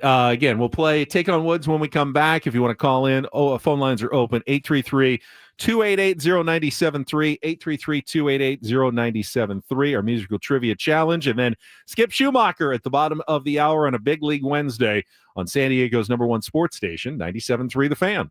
Gambling problem? Call 1-800-GAMBLER. GEGE 000-466. For a full list of games and rules, played at 7 Mile Casino. Visit 7milecasino.com. 7 Mile Casino is so easy to get to. We sometimes forget how nice it is once you get inside of 7 Mile Casino. I think you feel like good things come to those who are willing to, slog through the 50-minute drive to the East County. I'm going to get somewhere better. No, you're actually going to get somewhere worse because you're going to have to walk way through a smoky slot machine filled casino to find a card room that's somewhere in the back, whereas you could at 7 Mile go to a dedicated place that's just for you, the card player, even a high limit card player, and feel great when you're there. Yeah, it's such a perfect size venue too. It's definitely not too small and it's definitely not too big. You don't feel like you get lost in the shuffle there. No pun intended. Nice. Go sit down at the California style blackjack table. They got high limit games too. If it's action that you crave, they got you covered. 7 Mile Casino. Obviously, we love the proximity. Just 7 minutes, Ben, from downtown San Diego. If it's food you crave, they've got you covered too at Sammy's at 7 Mile with the full Sammy's wood-fired pizza menu during the day, and then the 24/7 players menu all day long. Great Asian favorites like the Kung Pao chicken, and then weekends, check out the Saturday and Sunday brunch, 9 a.m. to 3 p.m. voted best in the South County. All inside 7 Mile Casino, just 7 minutes from downtown.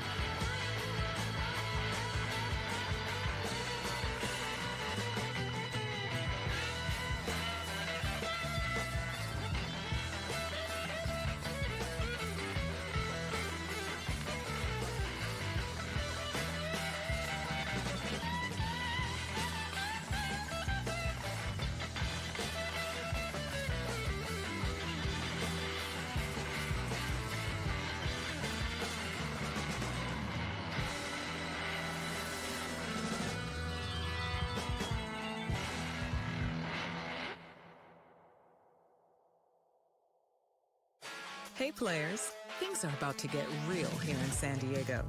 Introducing the all-new Hamul Casino Resort.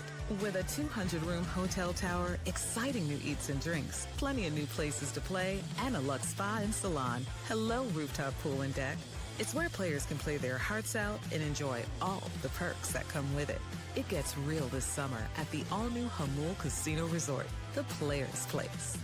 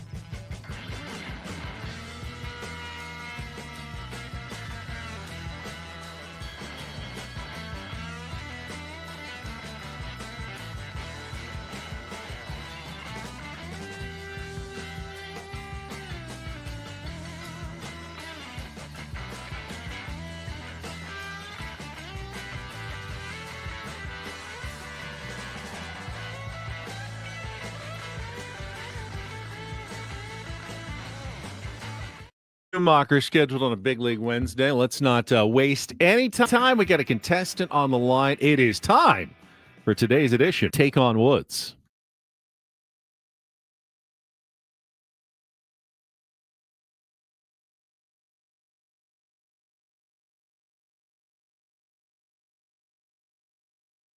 Take on Woods brought to you by Bay Alarm, security and fire alarms for every business. We got you, and we got Daniel this morning as our contestant. Hello, Daniel. How are you? I'm doing well. How about yourself? I'm good. Woods has left the studio. He's dancing around out there. What is he doing? He's stretching. He's stretching. Okay. Well, he can't hear us, so he is. He goes second. You go first in our 5-question musical trivia challenge. If you can beat or tie him, we will put you into the monthly drawing. You'll be first for the trip to Las Vegas, the MGM Grand, $150 gift card, and tickets to either Disturbed, Ghost, or Pantera. All 3 shows available now at Ticketmaster.com. And Daniel, to give you the advantage, you get to pick the category. We still have 7th inning stretch.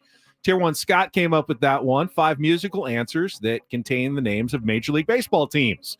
Got Lost and Found, 5 musical answers that contain the word found. And our new category today is Curious George, 5 musical artists with George somewhere in their name. 7th inning stretch, Lost and Found, or Curious George. Daniel, what do you want to play? Let's do Lost and Found. Lost and Found. Okay, today we've got 5 musical answers. So bands, artists, song titles that contain the word found somewhere in them. You'll have 60 seconds. You can pass. If you don't know an answer, we'll come back to it if there's time left on the clock. First question's the 2-second song. Paulie's queuing that up. He'll play the music. You need to give me the song title and the artist to score that point. You ready to play, Daniel? Yes, sir. All right, 60 seconds on the clock. Paulie, the category today is Lost and Found. Your time begins when Paul plays the music. Good luck, Daniel. Let's take on Woods. We Found Love, Rihanna. Correct. In which 1992 hit about infidelity do the Gin Blossoms sing about whispers at the bus stop? Found Out About You. Correct. The first two tracks on U2's Joshua Tree album are Where the Streets Have No Name and which song with an even longer title? Still haven't found what I'm looking for. Correct. In 1991, Heavy D and the Boys recorded their biggest hit, a dance house version of which 1973 song by the OJs? Man. Pass. Which late 60s British band is best known for the classic hit Build Me Up, Buttercup?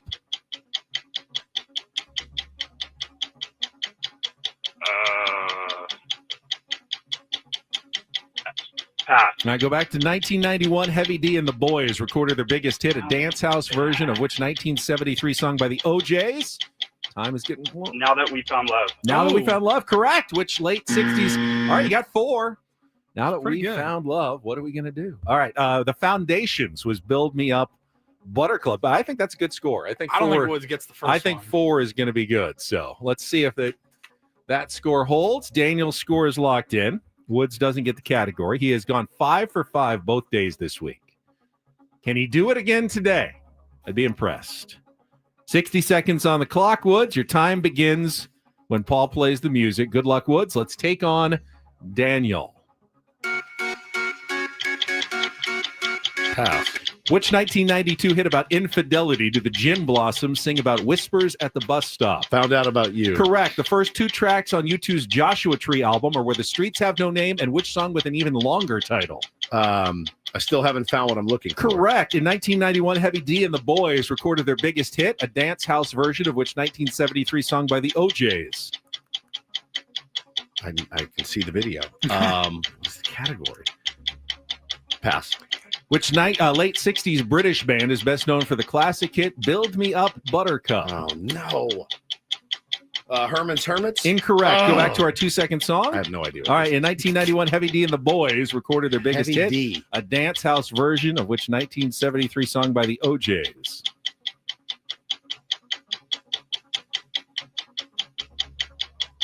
Yikes. The winning it's streak tough. Is about to be over. is 2 over. Congratulations, Daniel. 4-2. Takes it in the category Lost and Found. It was We Found Love by Rihanna. We And Found then Love. Now That We Found Love by Heavy D and the Boys. And it was The Foundations for Build Me Up, Buttercup. Congratulations, Daniel. Hang on the line. You are Well into done, the sir. drawing for the trip to Las Vegas. First one this month. Congratulations. See, I don't always win. You clowns in the chat. See, he's not cheating. If No. he was cheating, I I would've- doubt he would have gotten 2 right. Correct. You're a really bad cheater then. Or maybe we let you lose sometimes to throw them off the scent. Right. Who is he going to see? Did he say? If Oh, he I don't know. wins? Daniel, let's see if he's still on the line. Daniel, if you have your choice here, and you do, if you win, Disturbed, Ghost, or Pantera? Pantera. No, all Pantera. right. All There right. it is. All right, go back on hold.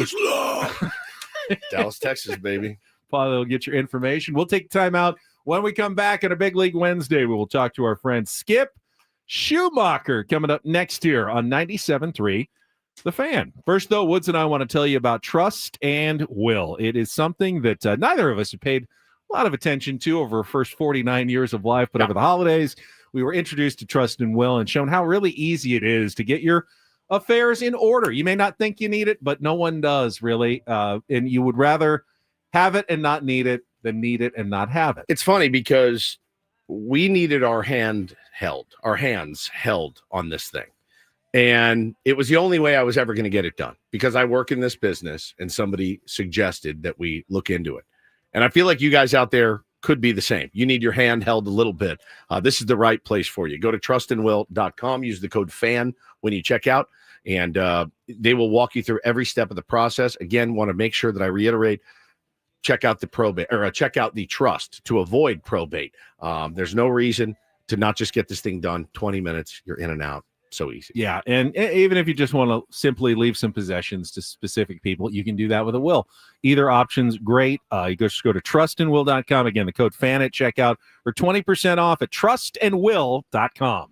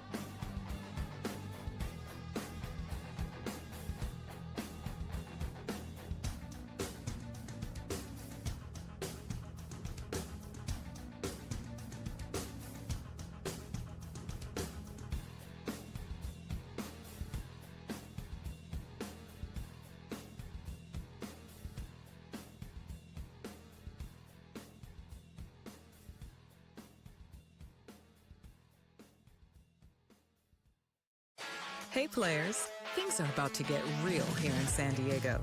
Introducing the all-new Hamul Casino Resort. With a 200-room hotel tower, exciting new eats and drinks, plenty of new places to play, and a luxe spa and salon. Hello, rooftop pool and deck. It's where players can play their hearts out and enjoy all the perks that come with it. It gets real this summer at the all-new Hamul Casino Resort, the players' place.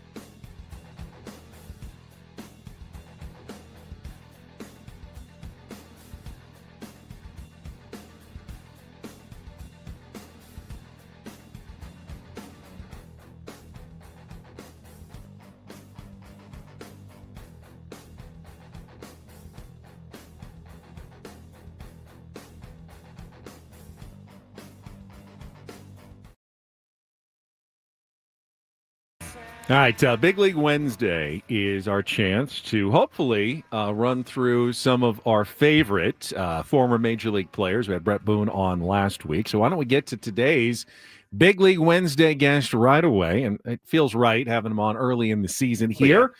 He is now a special assistant with the Texas Rangers. Our friend Skip Schumacher joining us here on 97.3 The Fan. Skip, happy baseball season. Good to have you back on. Hey, guys. Thanks for having me on again. Yeah, looking forward to it. You sound chipper and sound like you're not managing a baseball team right now. Sounds like life is going good for you. I wanted to ask you right out of the chute. So special assistant, advisor, all of that. What does that look like on a day-to-day for you? Yeah, I'm very grateful for this kind of reset, in my life. Get to see my kids grow up a little bit during the spring and summer for the first time in forever, and seeing my son play in high school and my daughter play in high school, which I haven't been able to see. But the day in, day out stuff is, a lot of calls in the morning, some Zoom calls, a little bit later, mid-morning, and then definitely locked in and watching, the Rangers games and then different games throughout the league. And then obviously some of our top prospects in our affiliates. Well, last two games aside, Rangers off to a good start this season, kind of bouncing back, and some really exciting players. What's your take on the team so far? Yeah, it's a really well-rounded team. There's our offense hasn't really slugged too much yet, but I think they'll get going. It's only 10, 12 games into the season so far. So I try to make sure you don't hit the panic button yet, because we have a really good offense. But I think our pitching and our bullpen has been really good, kept us in games and won a lot of games early on, which has been great. A really good sign, because I think our offense will click. I mean, there are some big boys in the middle of that lineup with Corey Seager, the addition of Jake Berger, and some young guys like Wyatt Langford and Smith. Smith, won the Silver Slugger utility player last year. So a lot of really good players up and down the lineup, and a lot of good hitters, from the left and right side. It's funny. We were talking about one of your favorite players that you managed of all time, Luis Arraez, and I couldn't believe I was getting tweets last week like, all right, Woodsy, is it time to start worrying about Luis Arraez? And 0 for 13, 0 for 14. And I said, man, out of everybody on the planet, that you don't need to worry about, it's Luis Arraez. He's going to do it. And I said, the funny thing is, he'll be able to do it quickly. You'll see guys come out of slumps and it's 1 for 4 and 2 for 4. I'm like, this guy is going to go 4 for 4, 3 for 4, 2 for 4, 4 for 4. I'm like, he did it. He's over 300 now, and it's been 5 days. It's crazy. Doesn't shock me. Shouldn't shock too many people in the baseball world that they've seen this guy hit. I was watching the game last night, and I was sitting down watching it actually with my wife, and McCarrick was pitching in relief around the 6th or 7th inning, and you saw Arraez at the plate, and he actually pointed to where he was going to hit it into left field. and 4 pitches later, he hit a line drive base hit to left field. This guy is so unique. Bat-to-ball skill is insane. If I'd be shocked if he didn't win his 4th batting title. He's that good. That's the most Tony Gwynn-like thing about Luis Arraez. Obviously, the batting titles, there are a lot of comparisons, but Tony would like pick where he wanted to get a hit. In fact, there's a famous story where a game got postponed, or it was in the middle of a bat when the rain came, and he talked like, okay, so the first one I'm going to do on the exact first pitch, he's going to throw a slider, and I'm going to hit it, and I'm going to hit it here, right, and it was exactly like he said it was going to be. I hate those guys. I mean, it's so hard. I'm struggling at the dish so bad. I can't even see the ball, and you just look at those guys like, I'm just going to hit it here. It's insane to be around those guys. He's one of those guys I got to imagine, Skip, when you managed him. We got our first chance to sit down with him at spring training. And I got to tell you, I've interviewed them all, man. And this is the guy that made me probably the most starstruck. I was like a little kid watching this guy, sit down and grab the microphone. When you manage him, he seems like a guy you don't even have to talk to. Like he's going to be there. He's going to be ready. He's going to have his work in every day. You want guys as a manager and as a coach that are obsessed with the game and that love the game of baseball. And the guys that are super successful and uber successful are the guys that are absolutely obsessed with this game. Luis Arraez is the guy that is obsessed with the craft of hitting. He's doing really good at first base. He's a good fielder also, but he is obsessed with the hit tool. And you have a couple guys in that lineup that are obsessed with this game and are really good potential Hall of Famers, and Tatis and Machado as well. I mean, the San Diego, that lineup has some really, really good players, obviously, but the guys that are obsessed are the best players, and Arraez is definitely one of those guys. Skip, if I'm memory serves, your last season with the Padres was the year that Jackson Merrill was drafted, right? 2021? I think so. Yes, 21. Yeah. What do you remember, like when he was drafted and what he has already turned into, obviously going on the injured list, but just signing his contract extension? I mean, this kid's been a marvel here in San Diego in such a short amount of time, and he still hasn't even turned 22 yet. Well, it's just a credit to that scouting department, AJ Preller, Kemp, finding guys like Jackson Merrill so late in the first round draft. I mean, that guy absolutely killed us last year when I was with the Marlins. Late inning, hit after hit, slug, home run, unbelievable defense in center field. And from all I've heard is he's even a better person, teammate in that clubhouse. So they got, a unicorn late in the draft, and it's just a credit to that scouting department. It feels like they get these guys all the time, and obviously a really good job with Jackson Merrill. But to me, I mean, I live in Orange County, and I see Jackson Merrill shirts all over the place. Jackson Merrill jerseys all over the place for a kid that's, 21, 22 years old. I mean, he's just taken our community by storm. I can't imagine what it looks like in San Diego. But he has an enormous future, bright future ahead of him.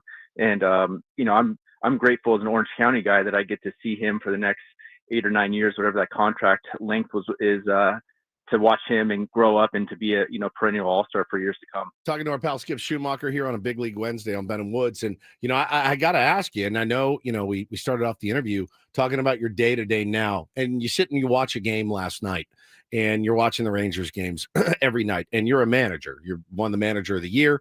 That's what you want to do. I would imagine eventually. Is that still kind of on the table for you? Are you getting calls, people interested? Obviously, probably not now, 2 weeks into the season, but, discussions and things like that. Is that something you want to get back to doing? I mean, don't get too comfortable just being an advisor, I think is what I'm saying. Yeah, it's funny. I thought I'd really love this time at home, which I do. I mean, I love my wife probably wants me in the dugout more than I do right now, but I know the feeling. Yeah, but hanging out with my kids and my wife and, seeing my family during this time of year has been awesome. But yeah, you do miss being in the fight, with the guys in the dugout. And I had some stuff in the off season that, was tough to walk away from. But at this stage in my life, it was just like incredibly grateful for this opportunity, from Texas to let me do this for, the next, 8 months or so. And then, we'll see what happens. But I have a passion of coaching and teaching the game of baseball. I absolutely love it. I didn't know how much I would love it until I got the opportunity to coach in San Diego.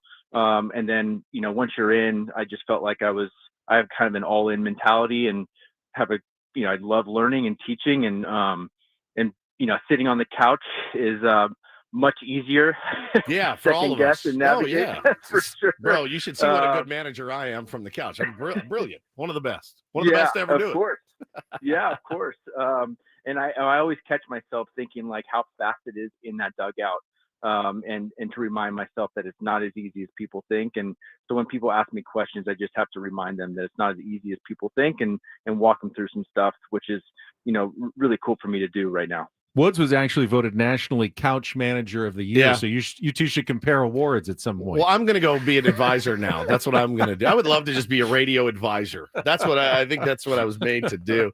Yeah, I mean, it's a great gig but the challenge, honestly, is you don't want to be this helicopter coach, right? So you don't want to go in, drop these hot takes, and then leave. And all these coaches and the staff is like, oh, what the heck? You like watching games, coming in here for 3 or 4 days and then leave. Like, that's the last thing you want to do. So you just want to be a supporter more than anything. They appreciate the guy that shows up every single day and is there in the fight with them, win or lose. Certainly, and look, man, I'm brand new into my coaching scene with Little League and machine pitch and all that. And yeah, man, you can already tell like some of the stuff that I'm doing probably rubs some of the other parents the wrong way, and actually wanting to play the game of baseball instead of just letting them run the bases, even if they get out. Things like that it's weird, man, that this game there's so much failure in this game. And you see it. You've seen some of the best prospects never make it. You've seen some guys have to fight and claw. It really is crazy how much failure is in this game. And the thing that you said that I love was just how fast it speeds up on you. It really speeds up on you. This game is such a slow game. People talk about, oh, you put it on, it's background noise. I got to imagine being in that dugout, man, and you look up, your pitchers just walk 2 guys, and you don't have anybody ready. Like, it goes quick in there. It does. And that's why it's so important to have, really good staff around you and that you can lean on and that you can trust. And, I've said it before, like I needed guys to cover my blind spots. That's the right. last thing I knew I didn't know everything, and I needed people to cover me and to ask. And if I ask questions, I need the answer like right away, and option A, option B, whatever it is, and so I can make a decision. Because you have to be prepared before every game. There's no doubt about it, but stuff is not scripted. This game is not scripted ever. Very rarely, I should say. And so you got to be prepared for anything that happens. And I think that's why, the best managers also have the best staff around them. Talking to Skip Schumacher, you mentioned you watched the Padres athletics game last night. Rangers will have to make 3 trips there. I don't know if you'll go with them, but what were your impressions of playing Major League Baseball in a minor league park? I mean, Manny said the field's pretty good. Yeah. But it's weird, obviously, having a clubhouse out in the outfield and having to see like Jake walk out there in the middle of the inning when they took him out of the game. That's obviously not ideal. I never thought in a million years that there'd be 2 major league teams playing in, a spring training site and a AAA site. I mean, it's kind of unfortunate what happened the last couple of years in those, with weather in Tampa, and then now, with the whatever you want to call it in Oakland. So I think, they've done the best they could, with what they have in Sacramento. Do I love it? No, I don't love it. I wish there was a major league park with 30,000 people cheering on Manny Machado on the road. That would be the most ideal situation. But, I think, Mark Hotze is doing an unbelievable job of making the best of a difficult situation early on. And those guys are playing really, really good. My first impression is at the bandbox. I mean, every pop fly feels like it's a home run there. So it's going to be interesting to see, analytically, who they end up acquiring, and are they going to be ground ball pitchers, fly ball? I have no idea what it's going to look like, but I'm very interested to see, what the numbers look like, a couple months in. Well, Woods, before he goes, are you going to ask him or? What I did? Ask him. Well, I asked him if you want to manage again. No, I mean, Ben was afraid to ask you, like, Boch is Boch. He's been around for a long, long time. And I think the general consensus for a while was, and he's not going to want to put his hat in the ring on live on the radio, but, I mean, is Texas a job you'd be interested in managing down the road? Yeah. I mean, listen, I have never been able to sit down and really watch a manager go to work like Bruce Bochy. Yeah. And Bruce Bochy is obviously first ballot Hall of Famer, World Series champion, 4-time World Series champion. And so I am just so grateful that I get to watch and learn from him. And then whatever happens after that, we'll figure it out. It always works out, right? I mean, this thing always works out the way it's supposed to. And if Bochy wants to do it one more year, he can do it one more year. If he wants to do it 3 more years, he can do that. But I'm just grateful I get to learn from him. And then however it shakes out, it shakes out. See, I knew he'd handle that really well. Perfect. That's expected. Skip, it's good catching up with you. Thank you so much. Thanks, buddy. Thank you, guys. Appreciate Skip it. Schumacher on a big league Wednesday. Got a couple more minutes. We got to check traffic here before the end of the hour, and then more Ben and Woods coming up here on 97.3 The Fan. From the 855 Get Ross Traffic Center, protecting San Diego after accidents or injury, here's Kelly Danick.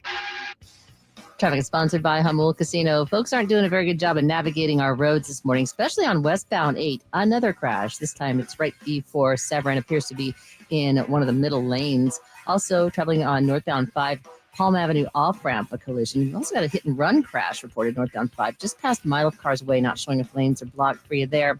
West 52 at Mast Boulevard, stalled vehicle in middle lanes. On the coastline, southbound 5, accident clearing near Tamarack. Got this other crash, though, right before Leucadia. A couple vehicles involved. They're over to the right shoulder. Northbound 15 near Auto Park Way. Tow truck is on scene of a 2-vehicle accident over to the right shoulder. Hey, players, things are about to get real here in San Diego with the all-new Hamul Casino Resort, where you can play your heart out and enjoy all the perks that come with it. Opening this summer, Hamul Casino Resort, the player's place. Learn more at hamulcasino.com. I'm Kelly Danick with Ben and Woods, San Diego's #1 sports station, 97.3 The Fan. You know what?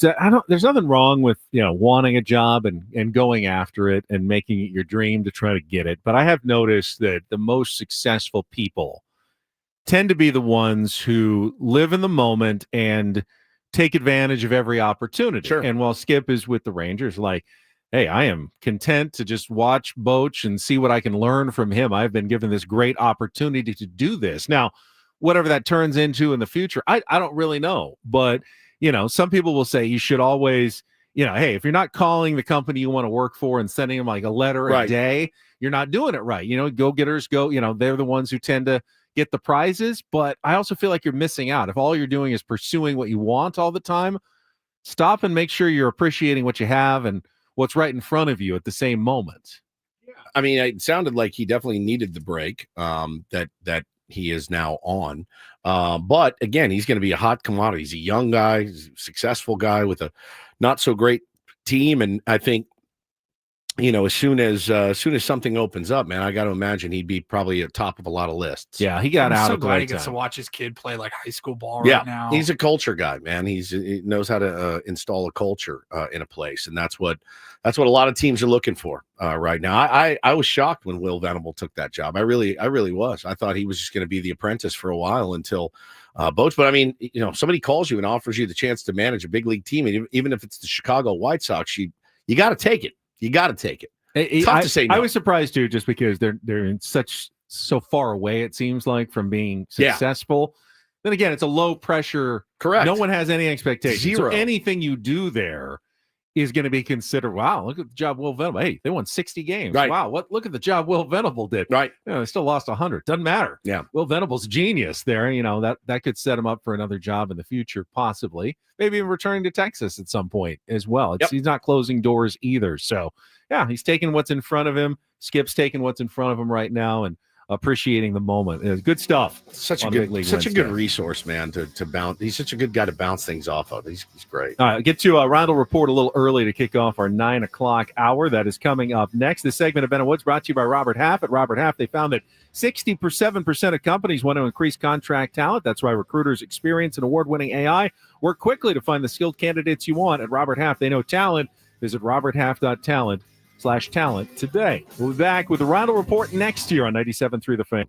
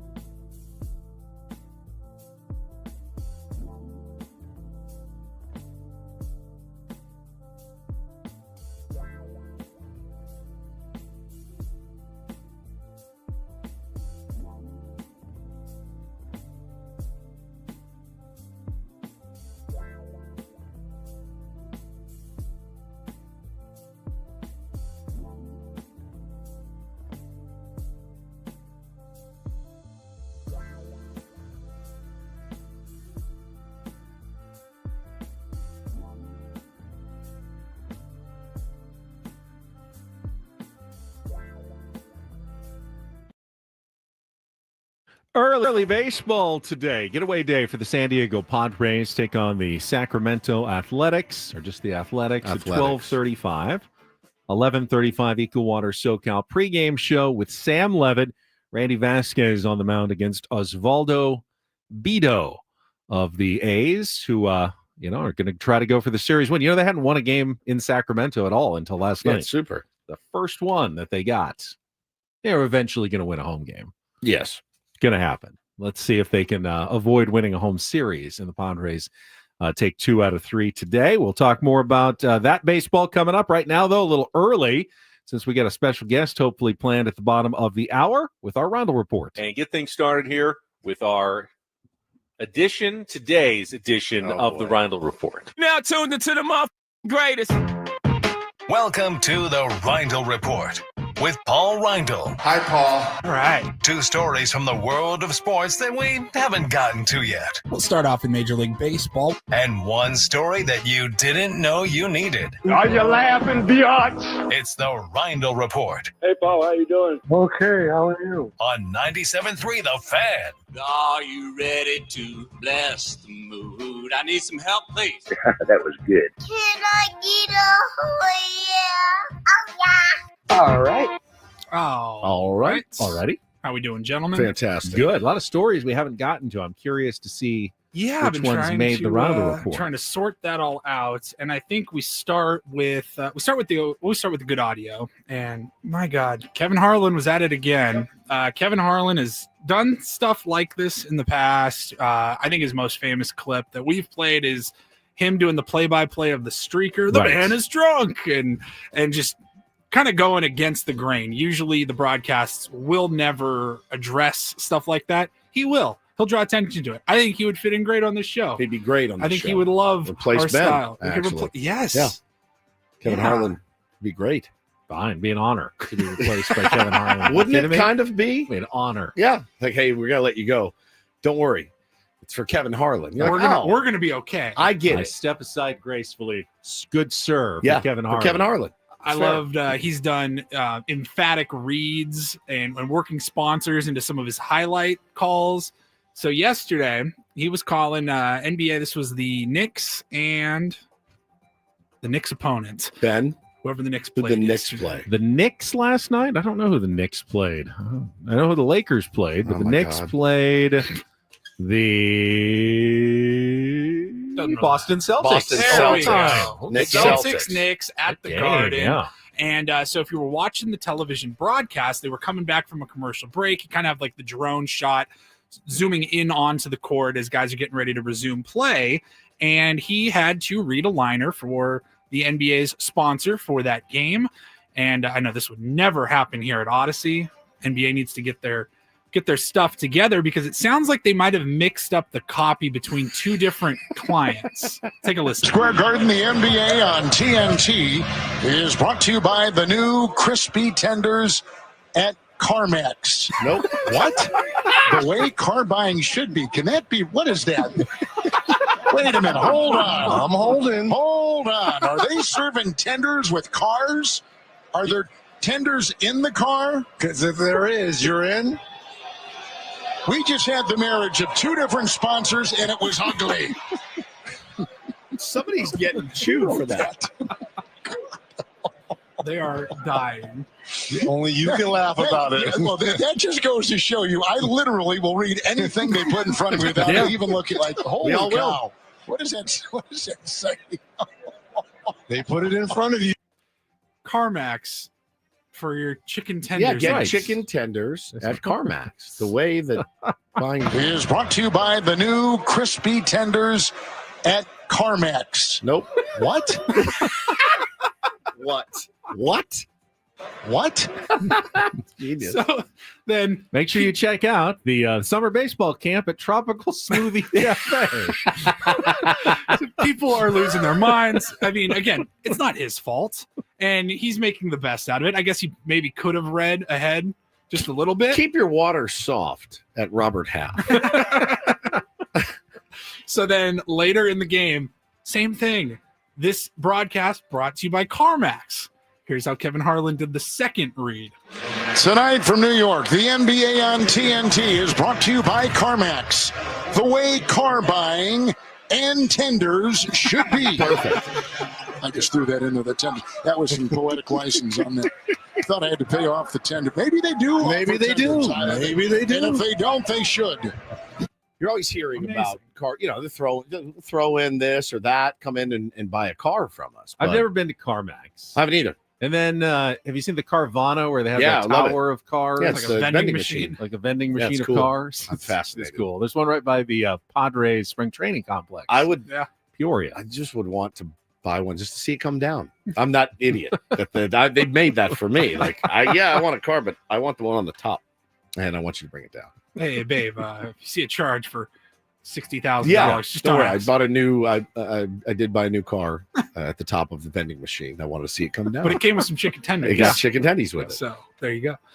Okay, and then we're going to stay in the NBA. Normally, wouldn't really highlight a coaching firing in the NBA, but I thought this was interesting. The Denver Nuggets have fired their head coach, Michael Malone. Yep. And are planning to fire their GM, Calvin Booth. So they're cleaning house. And what's interesting about this, I mean, there's several layers to this. I was seeing some clips yesterday. Like, Michael Malone was, like, beloved. Right. At least by the star players, Jamal Murray and Nikola Jokic. Like, there's videos of him in Serbia hanging out with Jokic, like, riding horses, and they're just hanging out. He had a very touching story about him and Jamal Murray. Like, they loved this guy. They won a championship less than 2 years ago today. It was 2 years ago in June that the Nuggets won the championship. So that was confusing, how fast. I think I saw 4 out of the last 6 teams that won the NBA championship have fired their coach. So there's not a whole lot of leash there for these coaches. And then I saw that the Nuggets, I knew they weren't having like the best season. They're in 4th place. Excuse me. Yeah, I mean, they've been tied for 4th They've place. lost 4 in a row, so not good lately. There's a but 4-way tie for 4th place. It's a hugely tight race in the Western Conference. The Lakers are in 3rd, and then one game behind is the Clippers, the Nuggets, the Warriors, and the Grizzlies, with just 3 games to play. The Grizzlies also fired their coach. It's such an odd time to, even if you think you need to make a change, I feel like most teams would just say, but let's ride this out. I mean, he's won a championship. See how he can finish out this season, and then we'll make the decision at the end of the year. Games. Yeah, it said the thing I saw, it said his style had worn thin. But they're still 47-32. It can't have worn that thin. And then there were reports of the Cold War between him and the GM. Sounded very much like the AJ Preller, Bob Melvin. Yeah.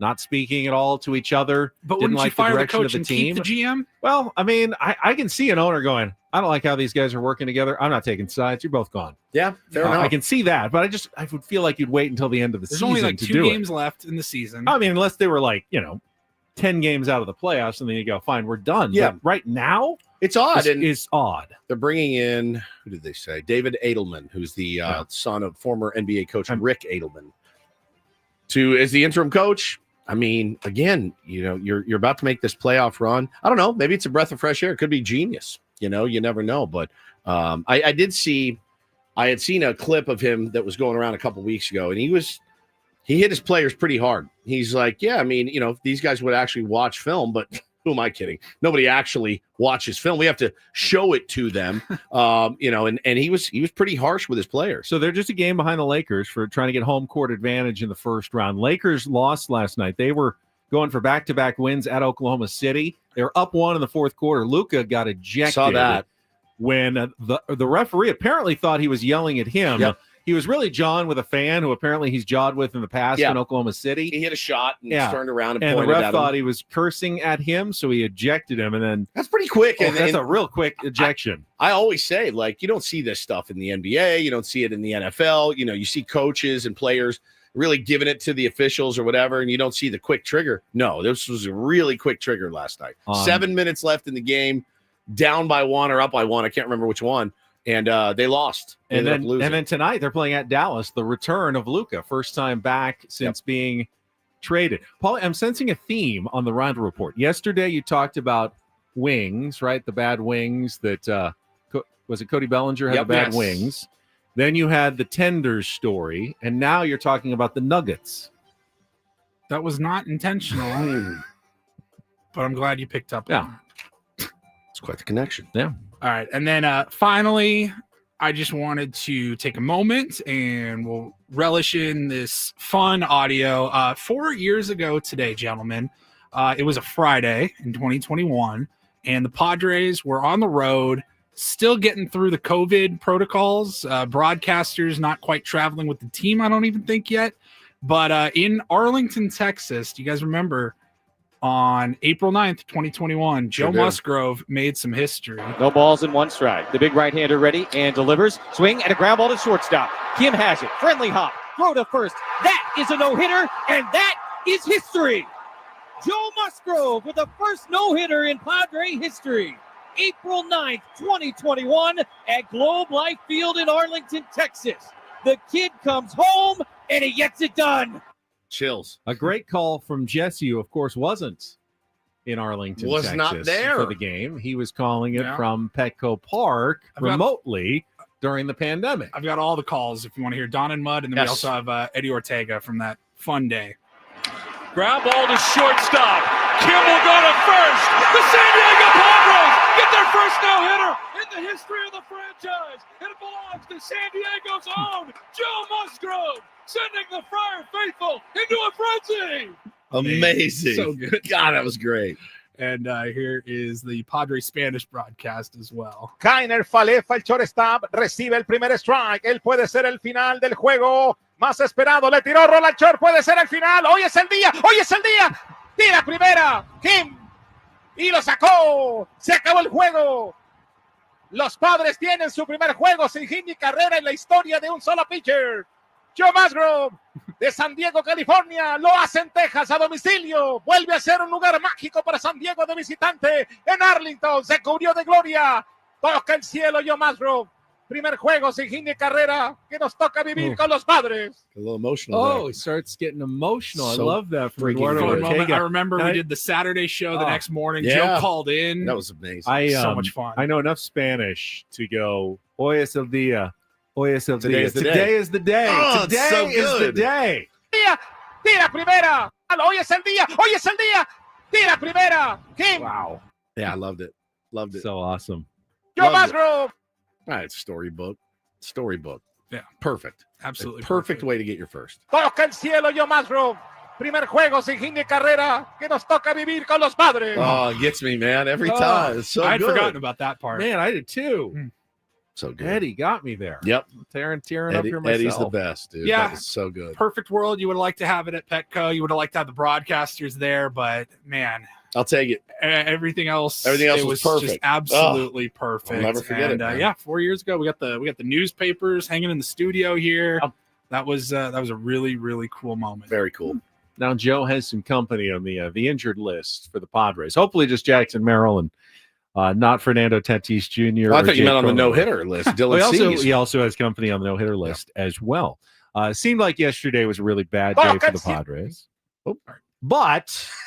But there was something very good for the San Diego Padres yesterday as well. If you don't know what it is, I will fill you in when we come back with Ben and Woods after a check of traffic on 97.3 The Fan. First, though, I want to tell you about sdfatloss.com. Summer is going to be here soon. It's a gorgeous day outside, at least here by our studios in San Diego. And you don't want to get to T-shirt and shorts weather still feeling like you could lose 15, 20, 25 pounds or more. I lost 40 pounds in 60 days back in the summer of 2023 with the sdfatloss.com program. And all I had to do was follow the proprietary strategies my counselor laid out. And I call them proprietary strategies because, you know, they've come up with these with doctors, but really it's simple. They tell you when to eat, how much to eat, what to eat, and you do it. And I, got my food at the grocery store, ate a lot of steak and chicken. You had some choices in there, things you can pick, stuff you like. I followed the program. I lost weight fast, up to a pound of fat per day. Join me, join so many tier ones who are losing so much weight. They're getting it done and they're keeping it off. I've kept the weight off, every pound of it, for a year and a half. You can do it as well. Get a free consultation at sdfatloss.com. Take advantage of the spring special. Get $200 off, and know that after you sign up for the program, they're not going to be asking for more money for injections. They don't do that. They're not going to be asking for money for shakes or bars or mixes. They don't do that either. It's just simple, real weight loss at sdfatloss.com. That's sdfatloss.com. Results may vary.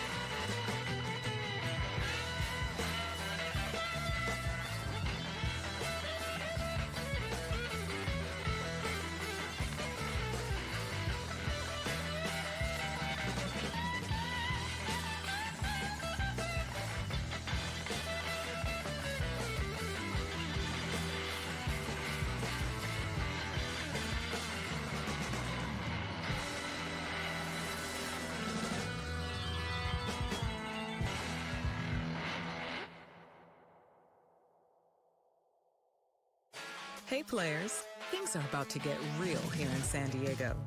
Introducing the all-new Hamul Casino Resort. With a 200-room hotel tower, exciting new eats and drinks, plenty of new places to play, and a luxe spa and salon. Hello, rooftop pool and deck. It's where players can play their hearts out and enjoy all the perks that come with it. It gets real this summer at the all-new Hamul Casino Resort, the players' place.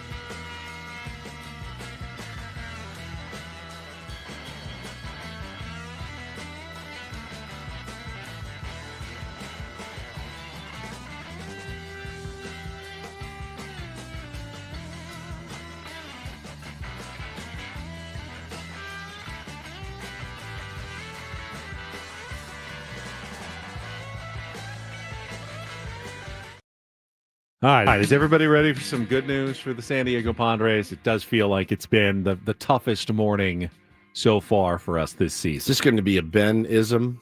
Is this going to make me feel worse? No, not at all. Not at all. Now, it's nothing that's going to help them immediately. But last night, Cash Mayfield made his professional debut. The 20-year-old, who was their first-round pick last July, 25th overall selection, has been kind of under wraps. He's only really pitched on backfields, didn't make his debut last year. We saw one of those backfield games, at least an inning, when he was pitching against the German national team, right? When we were at spring training. He was supposed to pitch in the spring breakout prospect game that Sammy and Scan called, but he had the flu, so they scratched him. So finally, Cash Mayfield made his big league or minor league debut at Lake Elsinore last night. Left-hander.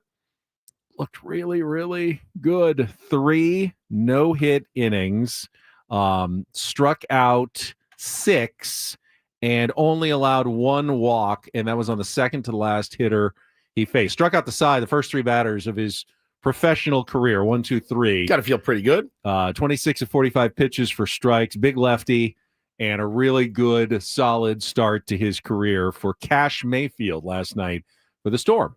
We are going to have Clark Fahrenholt on Friday, and he's going to fill us in on what's happening with Leo and Ethan and Cash Mayfield and Boston Bateman and all the guys that will be coming up through the pipeline in the next couple of years. But, yeah, man, that was really, really encouraging for him. Now, if you're looking down at AAA and wondering if the Padres need to call someone up with all these injuries, the guy who's the hottest right now at El Paso is Jonathan Perlaza. Yep. He went he triple and 3 runs driven in last night. His OPS is 1142. I like that. So far this season. Plays the outfield. Someone you'd think about. I don't believe he's not on the 40-man, though. So you'd have to make more moves. Tirso Ornelas is, he was 1 for 4 last night with 2 RBI and a walk. His OPS is 705, so he's not nearly off to the hot start. Luis Camposano hit 941 OPS, had 2 more hits yesterday as well for the El Paso Chihuahuas. So some offensive options there at AAA, Perlaza being the best performer at the moment. How's Connor Joe doing? I did not see anything from him yesterday. I think he's been doing all right, doing what he did in spring training, getting on base. Yep. And, doing his thing. So, but that's kind of a quick minor league update. Ethan Salas is struggling. I thought he was 0 for 3 last night. I thought he was hitting 174. No, it says here his OPS is 174. Oh, all right. That is not good. That's on base plus slugging.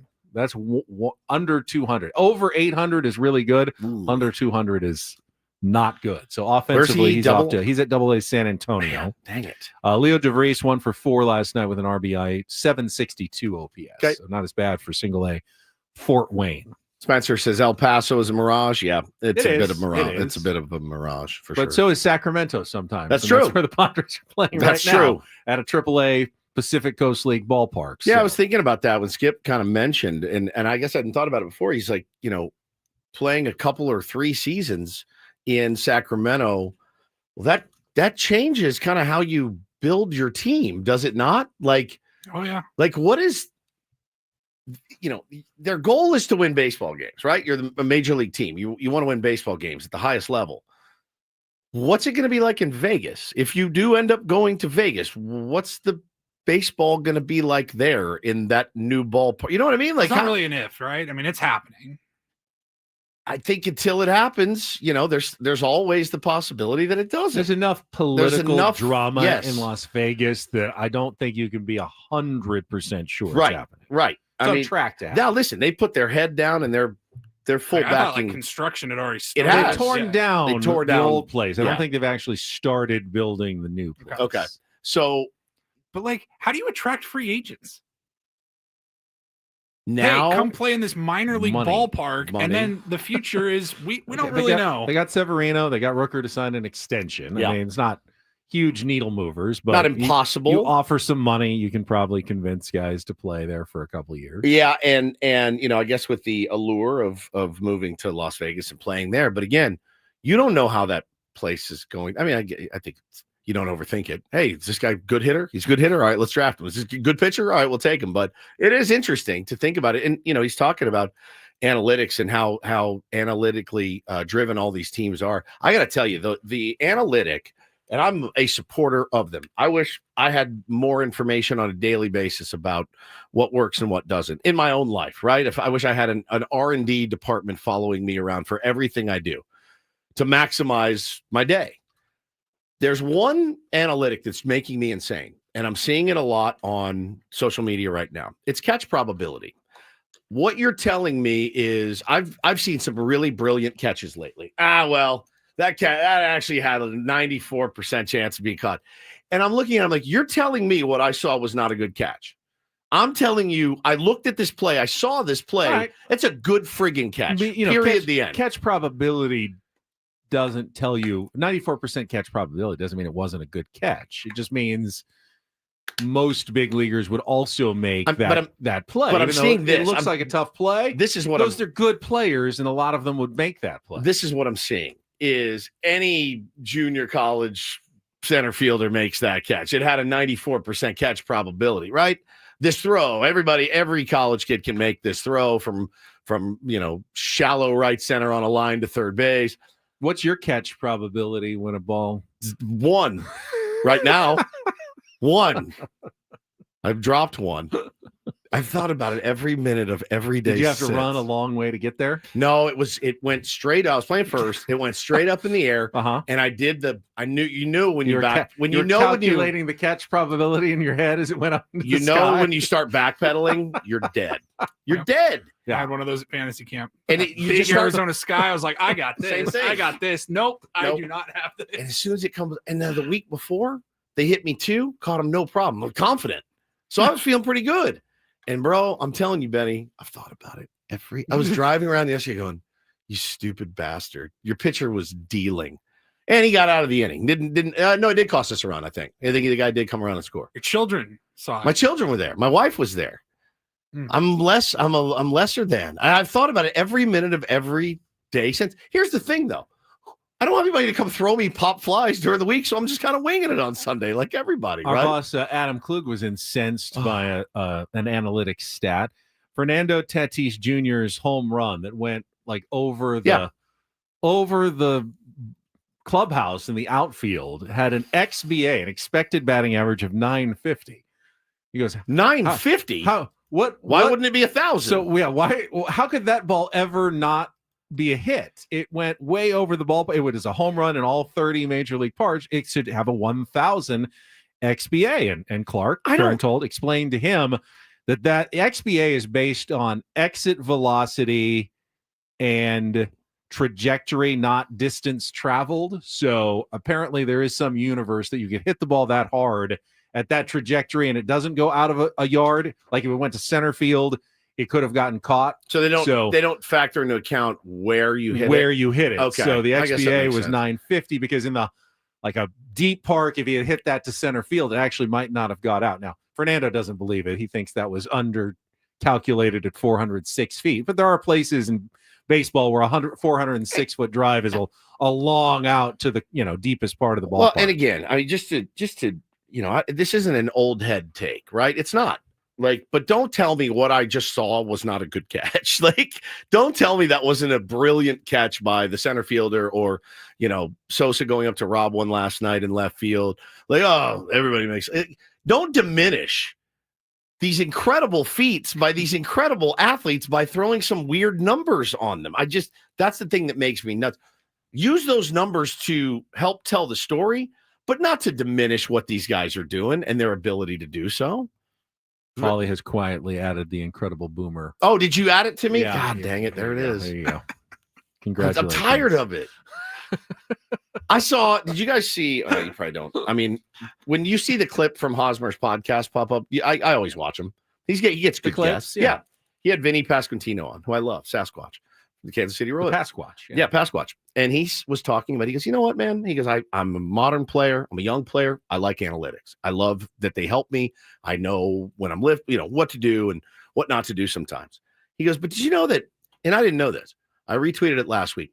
Did you know that how it was weighted, a sac fly is weighted in war negatively? He goes, if I have 28 at bats in a week and I hit 28 sac flies, I go down in WAR. I just drove in 28 runs, and it doesn't count against my average, but I'm a negative WAR player.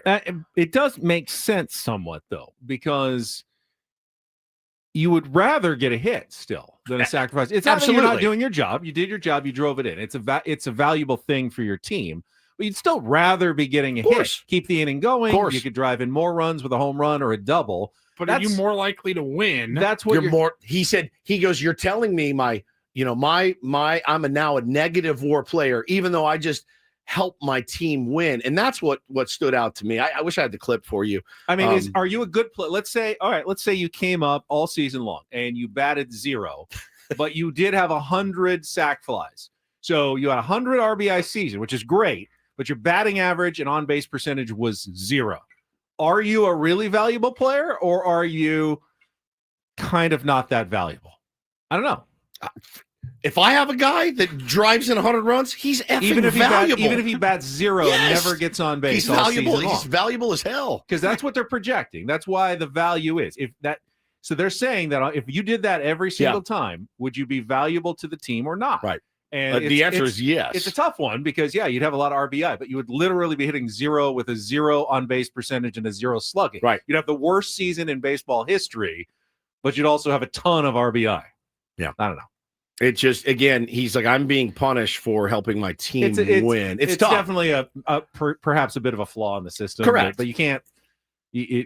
I do understand why it's done. I don't think it should be weighted as negatively as it is. You know what I'm saying? I agree. Because he did 28 for 28, and it was like, I go down 100 something and more. So the analytics are not very situational. Correct. It's based on what you actually do between you and the pitcher. Right. We'll talk baseball. Paulie's been working on setting up Dallas Braden, broadcaster now for the A's, former major leaguer, and we're going to talk mushroom sandwiches with him when we come back with Ben and Woods on 97.3 The Fan. But first, let me tell you about Underdog. I've been getting some messages from you guys are playing Underdog, having a blast with it. That makes me happy. I'm having a blast with it too. I thought I had some really good picks last night as Manny Machado went yard in the first, and was like, oh, we're off to a good start. Didn't end up. That's fine. You just pick higher or lower on player stats. You guys know how daily fantasy works, but Underdog's been amazing. So much fun to play with every single day. One of the leading sports apps. You can now play it right here in our state. Basketball still firing on all cylinders. So again, you can choose higher or lower on player stats, points, assists, rebounds, and more. Mix and match with baseball, mix and match with golf. Got the Masters coming up. There's a lot to do on Underdog, and it's a fun time doing it. Download the Underdog app. Sign up now using the promo code WOODS to unlock a special offer of up to $1,000 in bonus cash when you make your first deposit. Join in on the fun when you sign up with the promo code WOODS. Claim your special offer today. Get up to $1,000 in bonus cash instantly upon first deposit. Must be 18 and over, 19 and over in Alabama, Nebraska, 19 and over in Colorado for some games, 21 and over in Massachusetts and Arizona. Present in the state where Underdog Fantasy operates. Terms apply. Void in Colorado. Concerned with your play, call 1-800-GAMBLER or visit ncpgambling.org. In Arizona, call 1-800-NEXT-STEP or text NEXT STEP to 53342. In New York, call the 24/7 Hope line at 877-8-HOPE-NY or text HOPE-NY to 467-369.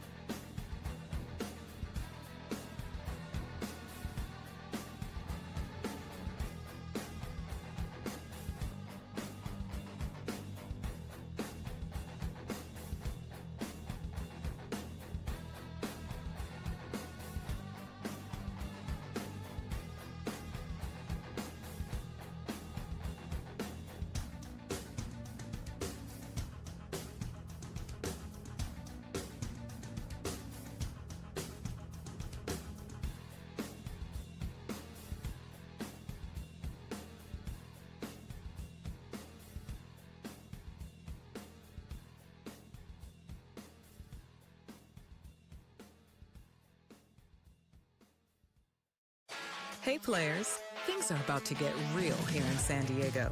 Introducing the all-new Hamul Casino Resort. With a 200-room hotel tower, exciting new eats and drinks, plenty of new places to play, and a luxe spa and salon. Hello, rooftop pool and deck.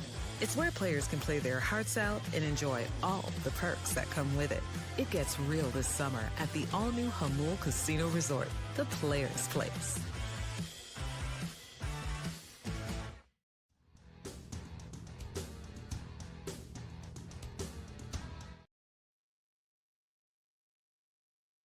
This is a little last-minute treat on Ben and Woods today, going until 10 o'clock this morning. Padres continuing their series against the Athletics, wrapping up the series in Sacramento this afternoon.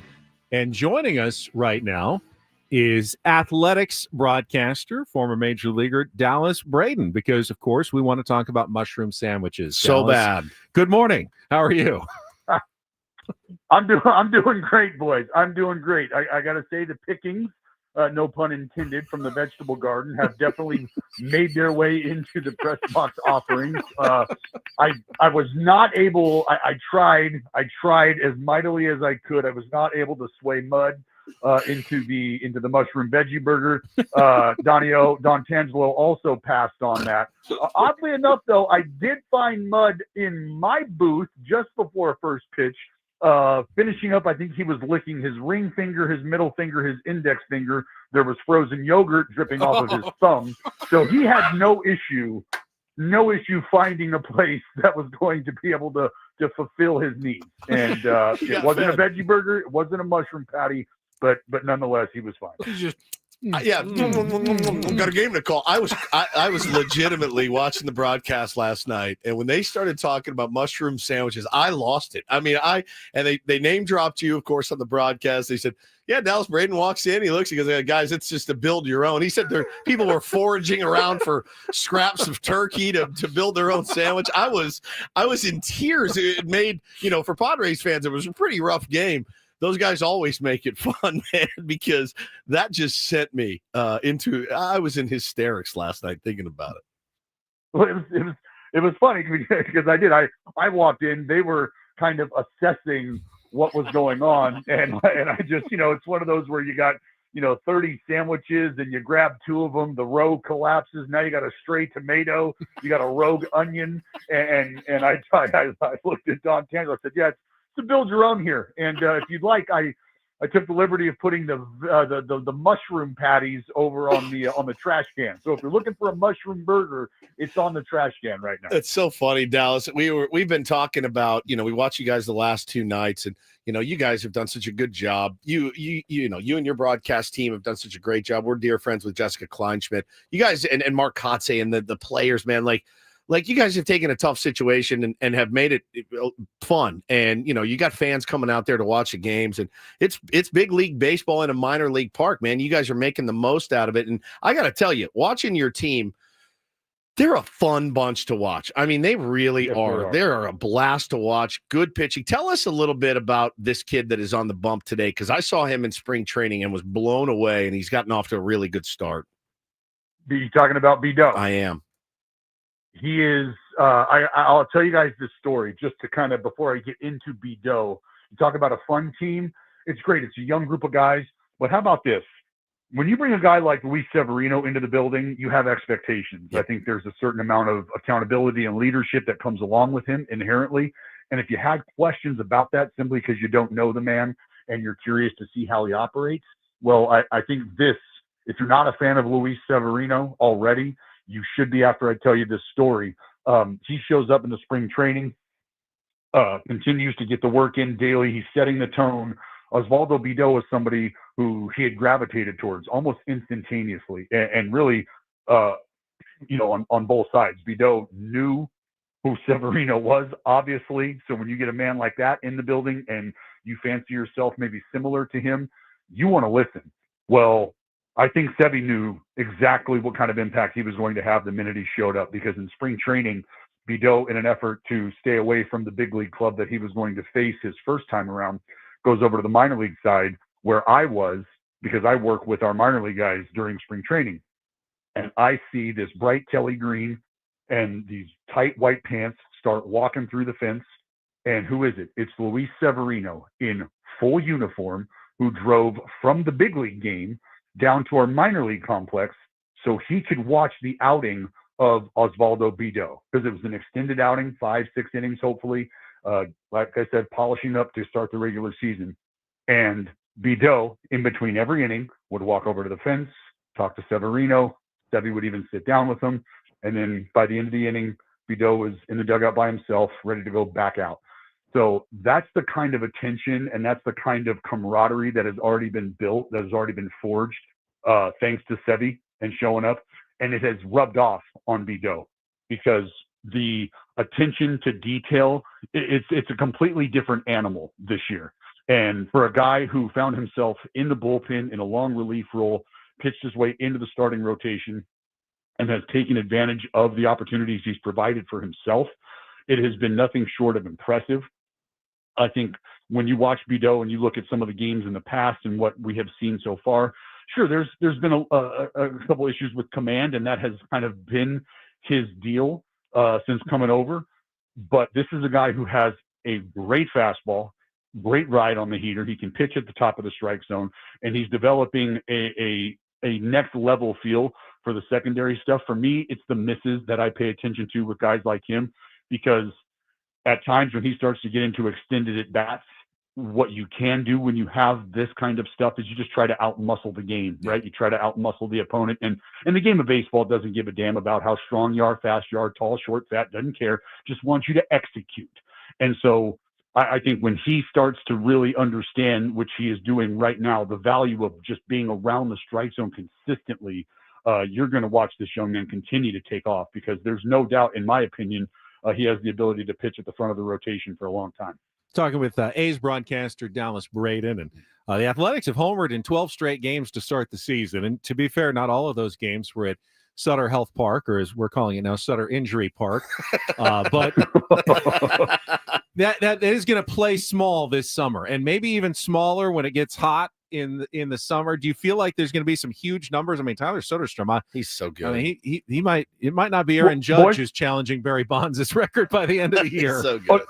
No, time out. You mean Aaron Judge might not quite be Tyler Soderstrom? Right. That's fair. According to B-War, when you woke up this morning, the most valuable player in the league, his name is Tyler Soderstrom, with a 1.1 WAR already accumulated. He's also the guy who's tied with Aaron Judge for the most homers in the big leagues as we wake up this morning.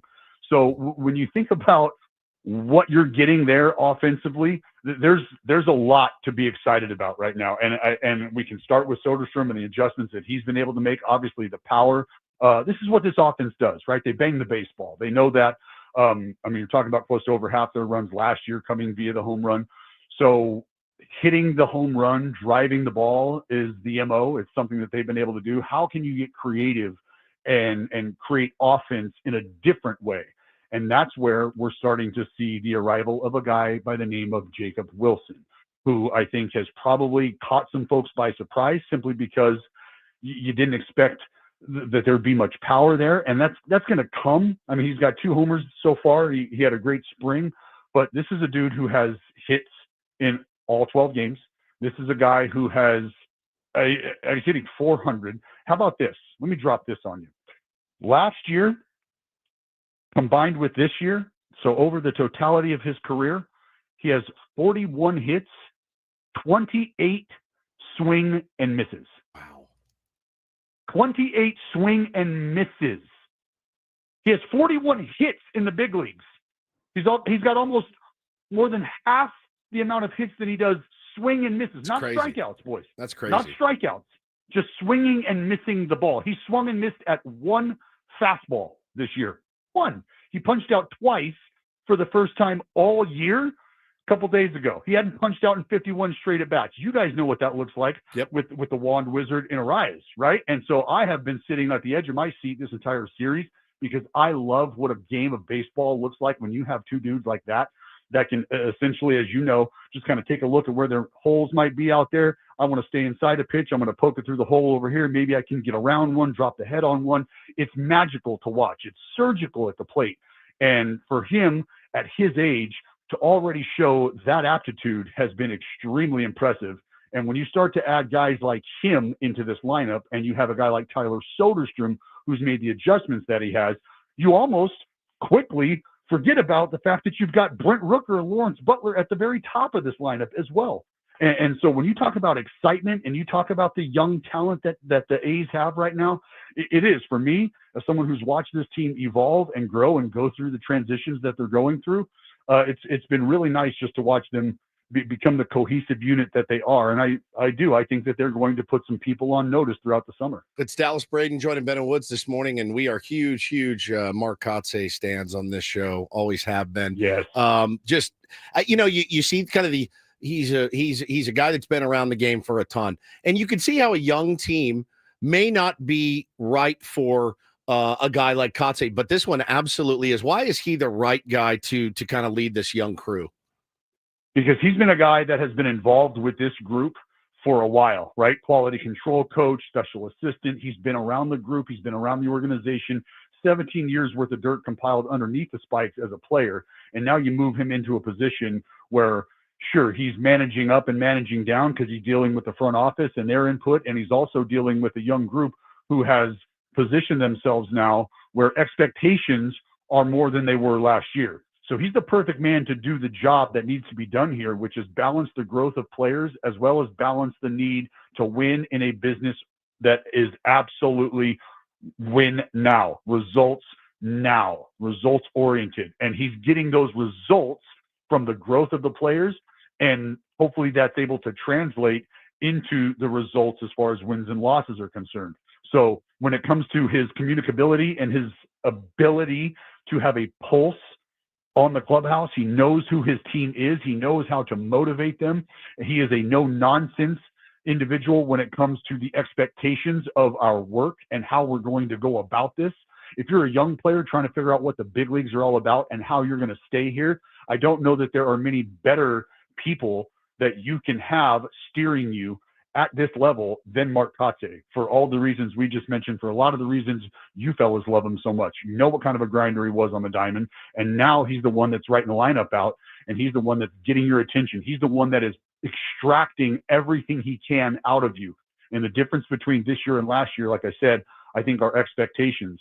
And we've already seen that. There's been some moves made as far as the roster goes where guys who were not performing the way that they would like to see them or expected them to early out of the gate, while there might have been an opportunity to take another lump or two before a decision was made, it's growth now. We need results now. And that didn't happen early. So you will go down to a place where you can grow, and we will plug somebody in here who we feel can help right now. And Mark Kotsay is the perfect man to communicate those decisions, and he's the perfect man to help make those decisions. Got 2 hours and 45 minutes until game time. We'll let you go, Dallas. Really appreciate you calling in this morning. That was great. That was awesome. No problem, boys. Thanks for having me. And just shoot me over that address. And we've got a veggie platter. We got mushroom burgers on Save the me a way. mushroom burger. Save us one. Thank you, Dallas. Dallas Thanks, Braden, Oakland Athletics or Sacramento, just athletics broadcaster. We got to check traffic. We got a lineup in. We're fine. We're fine. We got a lineup in. We'll let Guys, you know we're good. when we What come are you back talking after about? traffic here on 97.3 The Fan. From the 855 Get Ross Traffic Center, protecting San Diego after accidents or injury, here's Kelly Danick. Traffic is sponsored by Humboldt Casino. Still a few problems here, guys. One of them is this crash on West Bounty before Severance over the right shoulder. Another crash over the right shoulder right before Taylor Street. Accident southbound 15 right before Balboa. That's been cleared out of lanes. In the North County, crash on the Sycamore on-ramp to eastbound 78 and northbound 15 before Valley Parkway. Collision blocking the two right lanes. Hey, players, things are about to get real here in San Diego with the all-new Humboldt Casino Resort, where you can play your heart out and enjoy all the perks that come with it. Opening this summer, Humboldt Casino Resort, the player's place. Learn more at HumboldtCasino.com. I'm Kelly Danick with Ben and Woods, San Diego's #1 sports station, 97.3 The Fan. No surprise, but no Tatis, no Cronenworth in the Padres lineup today. So Luis Ariz will move up to the leadoff spot at first base. Xander is going to hit second at short. Manny at third, hitting third. Gavin Sheets will bat cleanup as the designated hitter. Oscar Gonzalez will bat fifth out in right field. Jose Iglesias will play second base and hit sixth. Jason Hayward in left batting seventh. Brandon Lockridge in center hitting eighth. And Martin Maldonado catching and batting ninth. Might not be the most interesting lineup, though, Woods, because I just saw the lineup for El Paso. Guess who's playing center field? I don't know if it's a coincidence. Eggy Rosario is out in center field for El Paso. I wonder if there's a thought that they might need Eggy in center while Jackson Merrill is on the injured list at some point as well. I don't know. Just something that was kind of interesting that I noticed here in my feed this morning. Well, what does old Schulte say? Losers complain. Winners find solutions. Right? That's what he says often and repeatedly. Well, he gets to prove it today. Like a Buddy Beer, Jerry. He also says that. You'd like to think that he says that. I don't think he actually says that. I don't think he's ever said that in his life. I don't like bloody beer, but I would have one with old Schulte. I love saying this segment of Ben and Woods is brought to you by Robert Half. Yeah, Robert Half, they found 67% of companies want to increase contract talent. That's why the recruiter's expertise and award-winning AI works quickly to find the skilled candidates you want at Robert Half. They know talent. Visit roberthalf.talent.com/talent today. Something like that. For Paulie Reindl, Stephen Woods, I'm Ben Higgins. Have a great rest of your Wednesday from all of us here at 97.3 The Fan.